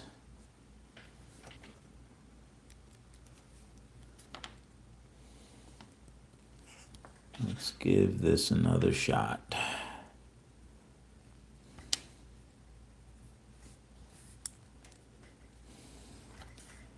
If it's still doing it, well, I'll have to investigate it at another day because I've been on for almost 2 hours and I got other things to do today, as much as I'd like to build slot cars all day. And I want to sit on my butt and watch football today as well, so I got to use the rest of the morning productively. For one, I really need a haircut. I'm so lazy with certain things. It's like, I don't need to get my hair cut. Ever since I've been working from home, oh man, am I lazy with certain, like, getting my hair cut or...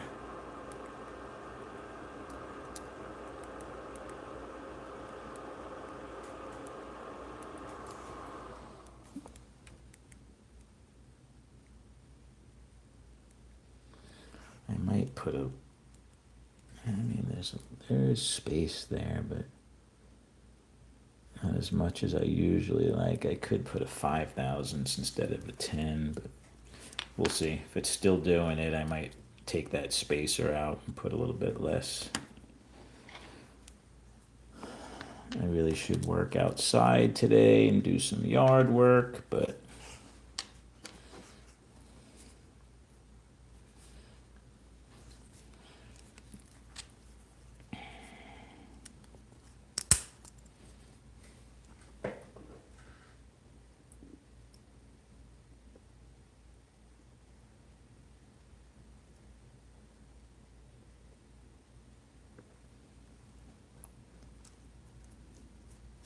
end bell to shoe mounting bracket. You mean the timing bracket?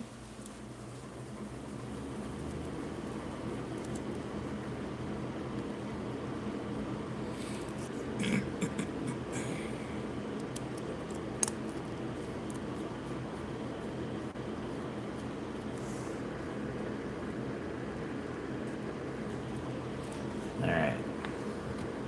Let's see what this thing does.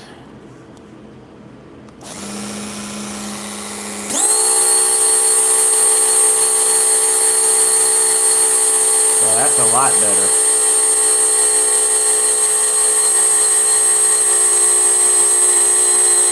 Uh-oh. It's slowing down again.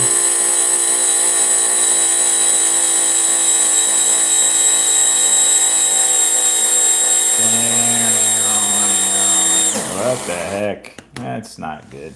That's not normal. That's not. That is strange. That initial speed is what it should be running at, like 530, 540 with these 2.3 ohm arms.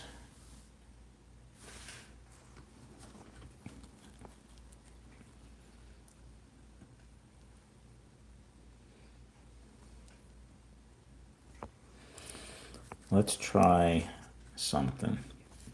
I got an idea. I'm going to try something. I'm going to take this motor out just for the heck of it. So we tried different end bells. It still did the same thing.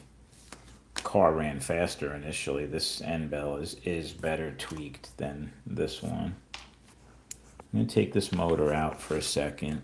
I'm going to take this motor.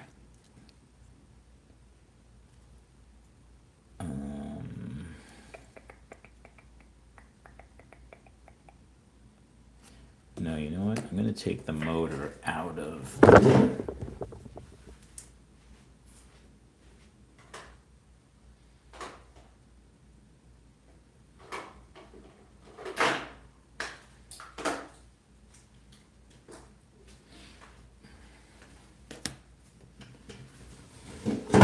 This is my other Viper V1 modified car. I think it's running pretty good.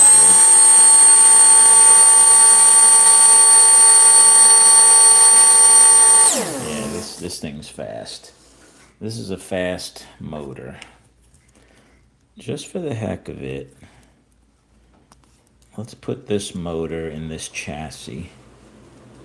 I'll leave the pickup shoes and hangers and everything. If it runs the same, then we know I got some work to do on. Maybe there's something funky with this armature. Who knows?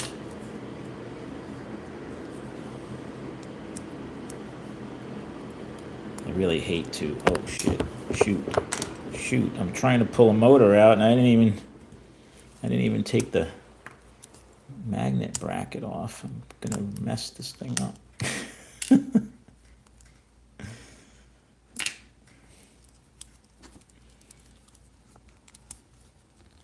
All right. Hopefully I didn't. Come on. That's not good. Messing up a really good motor here because I'm not paying attention. All right, let's put this motor in this car.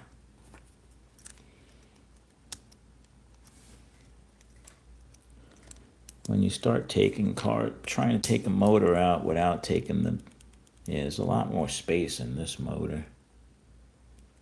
Almost seems like too much space, actually.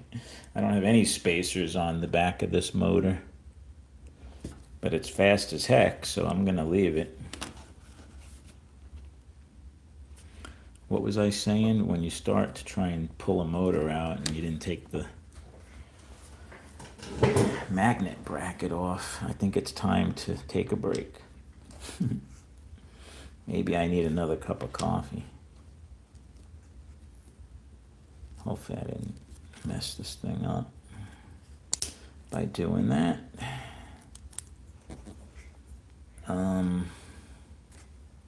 Was it this rear end that I had? I want to use the same. I guess I'll try both these rear. I wanted to use the same rear end setup as well that I was doing. It was either, I think it was this one. Yeah, this was like 428. Yeah, it was this one.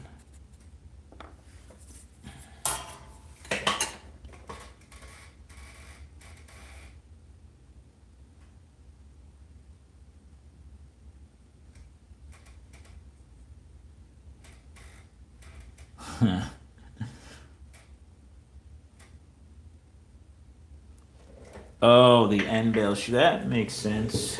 That looked pretty. You mean is the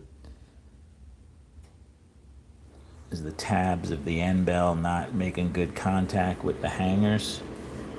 I doubt that. That looked pretty good, but I could check that for sure.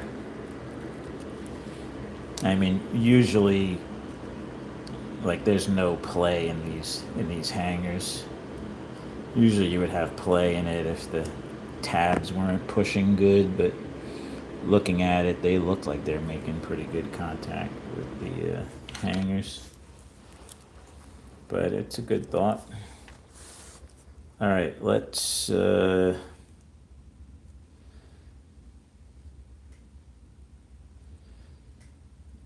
this the right... Yeah, this is it. Okay, so... Let's see.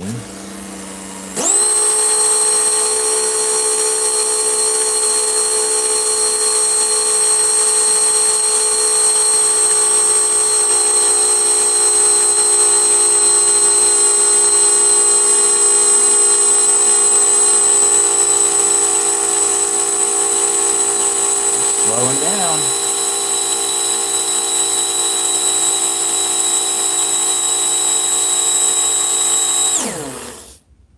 there's something with this chassis. Or maybe this rear end. Let's try a different rear end. What rear end was in the... Now I'm getting all confused. So this is the chassis that I took that motor out of.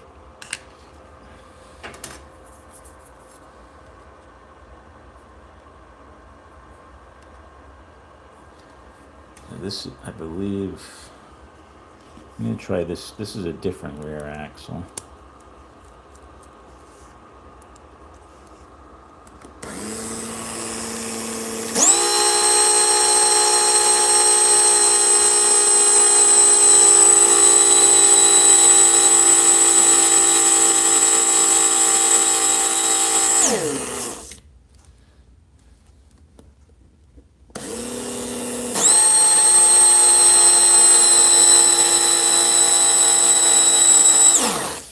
That's interesting. Okay. Seems like something odd with this chassis. It doesn't like.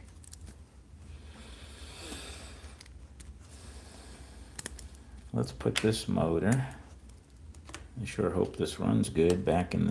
This was a very good running car until I decided to take the motor out of it. But if you can't take your cars apart and put them back together and have them run good, you're doing something wrong. So I'm not worried about that. Yes.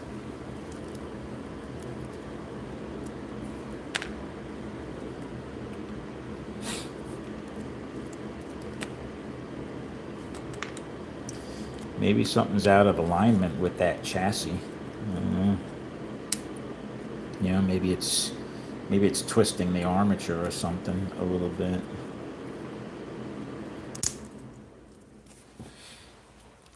I guess it doesn't matter which rear end we use.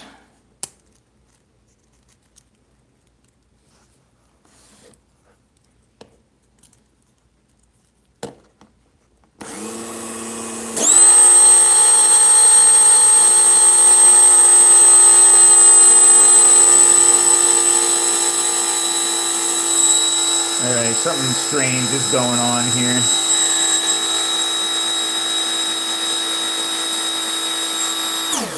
Is it my dyno? Is the dyno dying? Because now I put this car back together in the original chassis and it's also slowing down. Well, let's see. Let's try this is that brand new V3 I just built.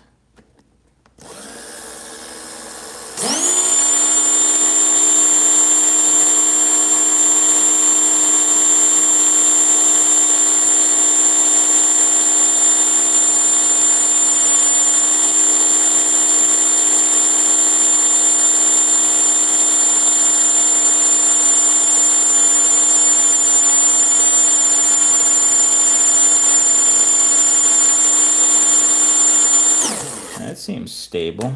I don't know, maybe it's something with the level 10 cars. I don't know if maybe it's the magnets because of how strong they are. Although that other car seemed like it was running fine before I took it apart. I mean, on the track, they don't seem to be behaving weird. They seem very fast on the track. So I don't know if it's just something with the dyno or what.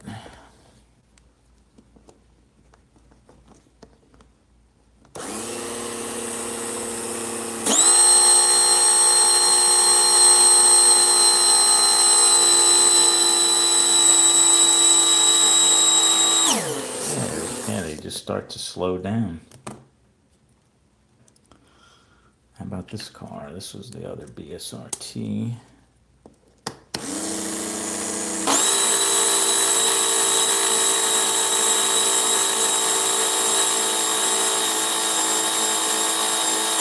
Yeah, it's like all my level 10 cars are slow down on this dyno, so.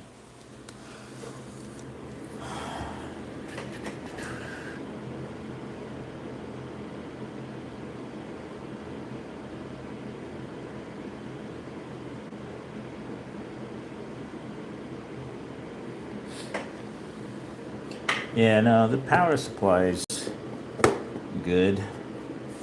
I mean, it just plugs in with these banana plugs. But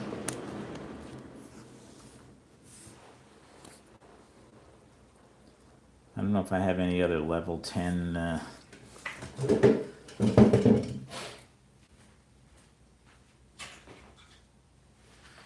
This is my level 10 V3. Let's see how this thing.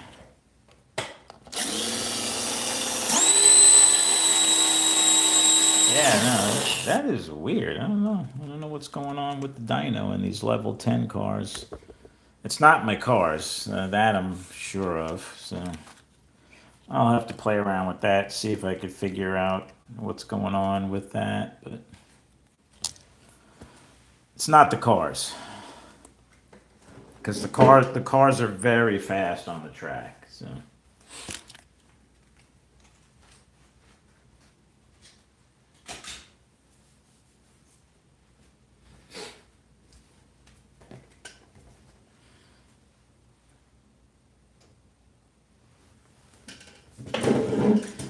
Well, I always use the track results as my final say anyway, so that is a little odd. I don't know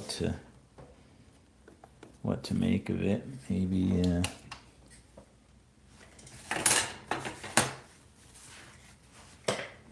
I could try cleaning it.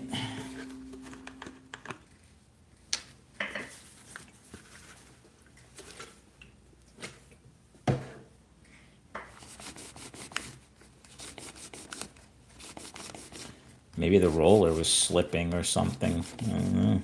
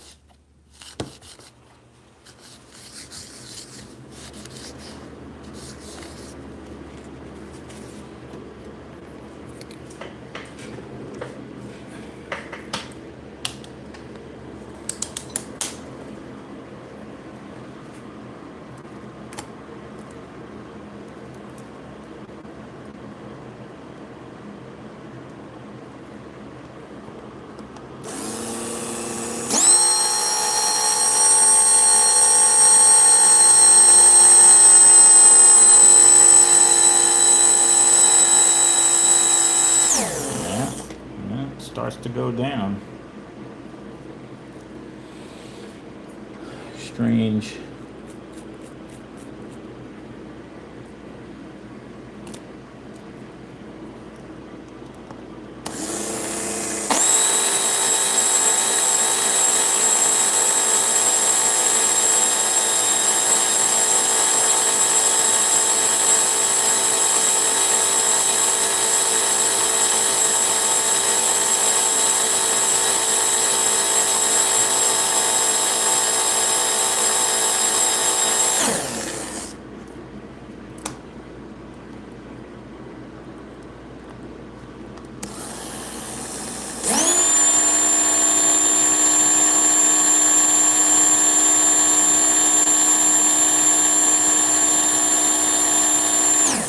Yeah, it's interesting. The level 4 cars seem okay, but the level 10 cars, I don't know. I don't know if it's the strong magnets or pulling down the. Maybe the dyno can't handle that downforce. I don't know. Not going to solve it right now. Sorry, guys.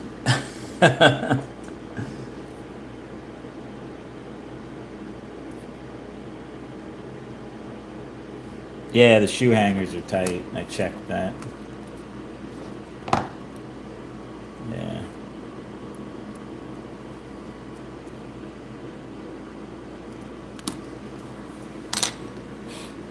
Strange.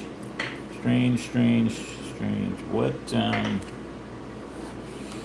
me put this motor back in. I don't think there's anything wrong with this car either.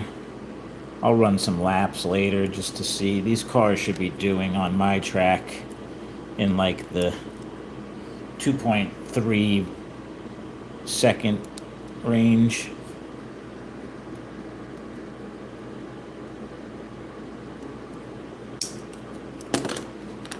Oops.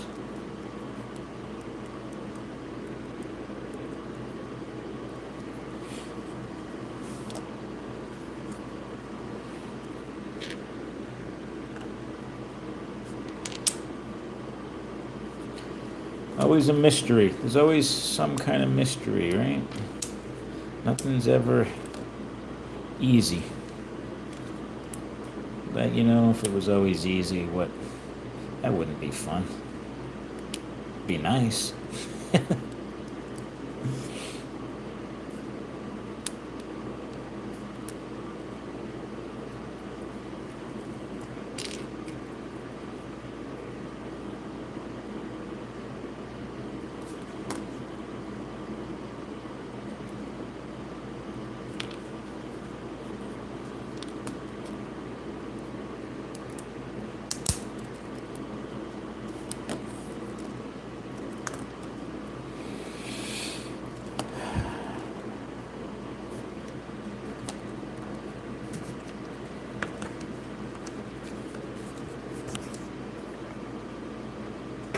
Yeah, maybe Kevin. I don't know. That's what it kind of seems like.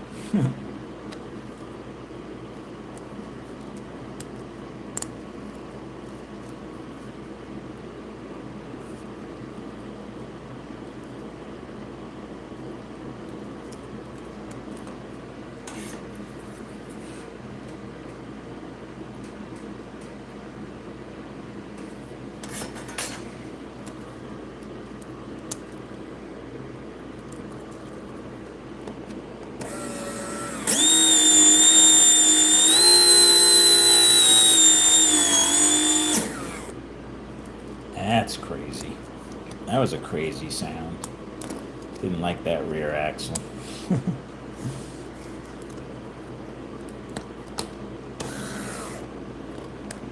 Uh-oh.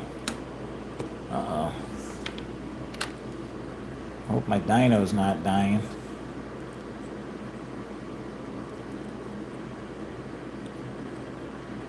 Maybe it is the power.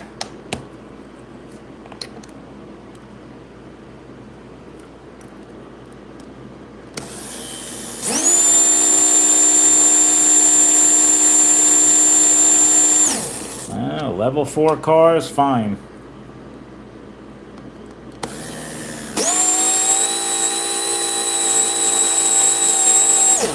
Level 10 car, not so fine.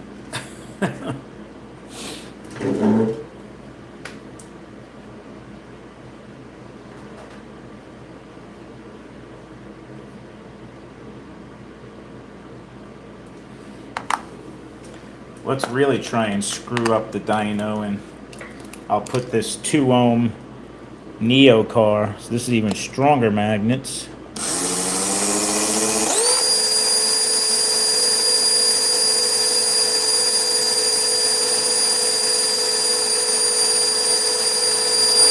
Yeah, see that? I mean, this car always is up in the 6s, this 2 ohm Neo car. You would think if it could run this car, it could run a level 10 car. I don't like to run this car for too long on the dyno, but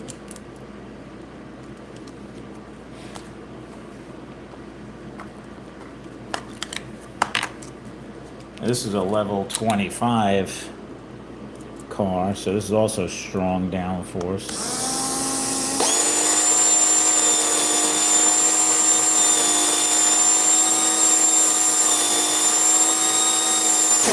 It doesn't like that. Doesn't like that car either.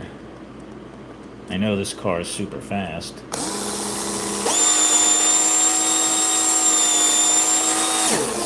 Huh. Strange.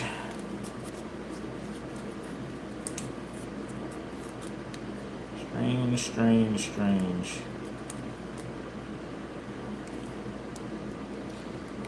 This car was a 2.1. I think I did under 2.1, and this is a sub 2 second. This is a 1.9 second car.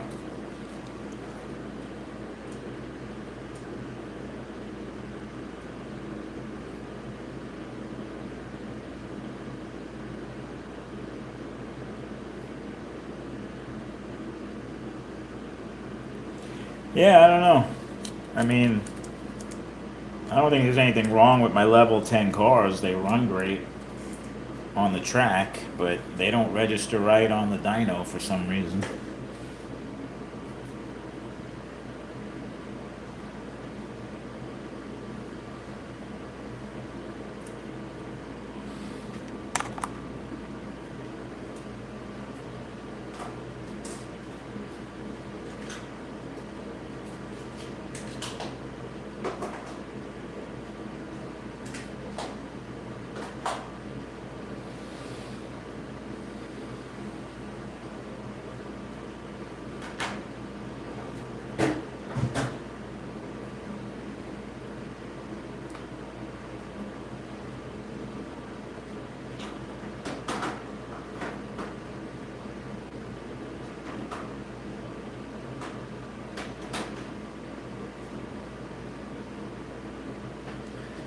Yeah, I don't know. I'm gonna clean up my mess here for now and go see what my wife's doing. But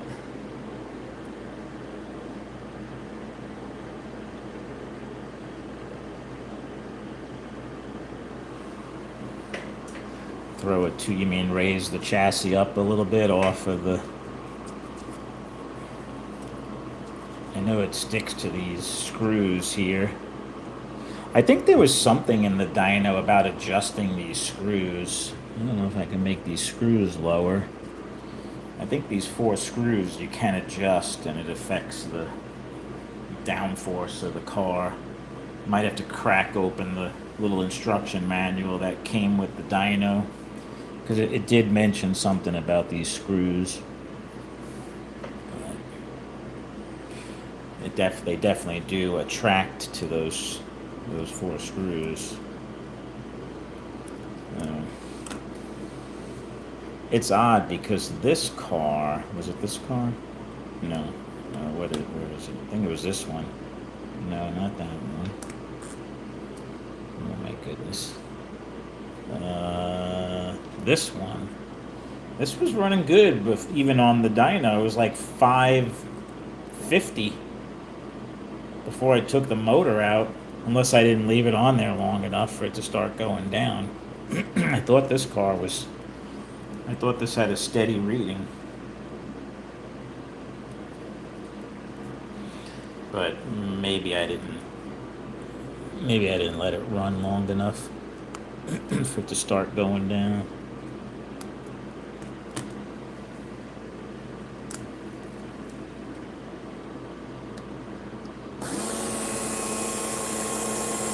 See, anything above like 1.3 at 5 volt setting, that's pretty good. Oh, look. Whoa, it just shut off. Yeah, something's up.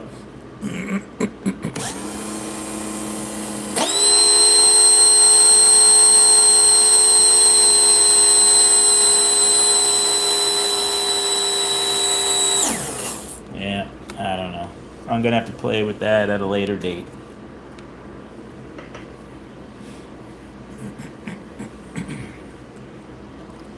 Yeah, I don't know. Something about the level 10 car, my dyno is not liking all of a sudden. So that's great. Another annoying problem to try and figure out. But now I have these 3 level 10 cars. They are all running pretty good, I think. I'll have to do some lap times with them. Maybe I'll go on later or something, or tomorrow, and we'll run some lap times on these level 10 cars and see how they compare to each other. They should be similar. if the setup's right.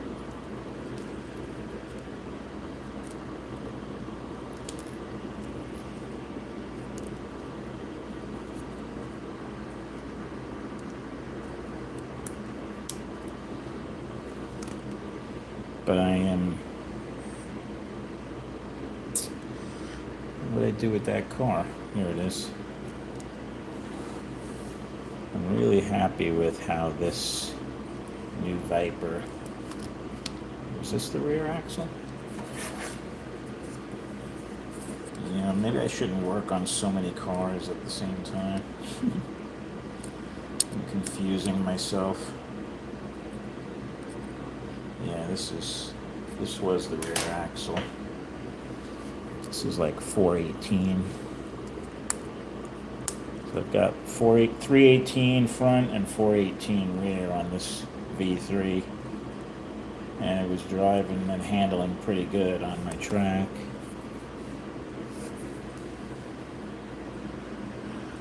I'll take that as a win.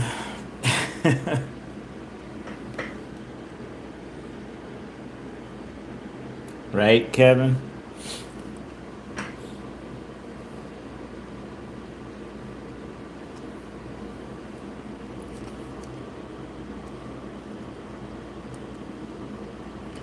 This car feels really smooth too. Really good gear mesh. All right, what time is it? It's almost 11. My goodness. I've been on for 2 hours and 22 minutes. All right, guys, I think I'm going to wrap it up here. If I figure anything out with the dyno and the level 10 cars, I'll be sure to let you guys know. Otherwise, I'm going to watch some football. For the rest of the day, probably. We'll see. All right, guys. Enjoy the rest of your Sunday. And maybe I'll chat with you guys tomorrow. I might pop on tomorrow evening after work. We'll see. I'll let you know. But have a great rest of your day. Talk with everyone soon. Take care.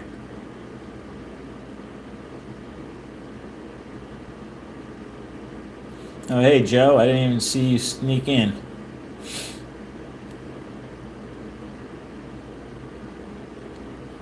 8 a.m. What are you, on the West Coast?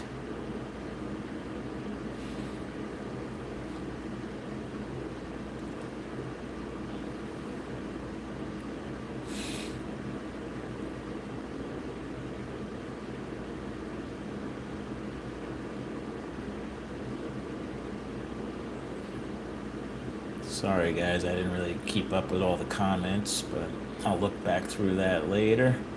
All right, guys. Talk to you soon. Take care.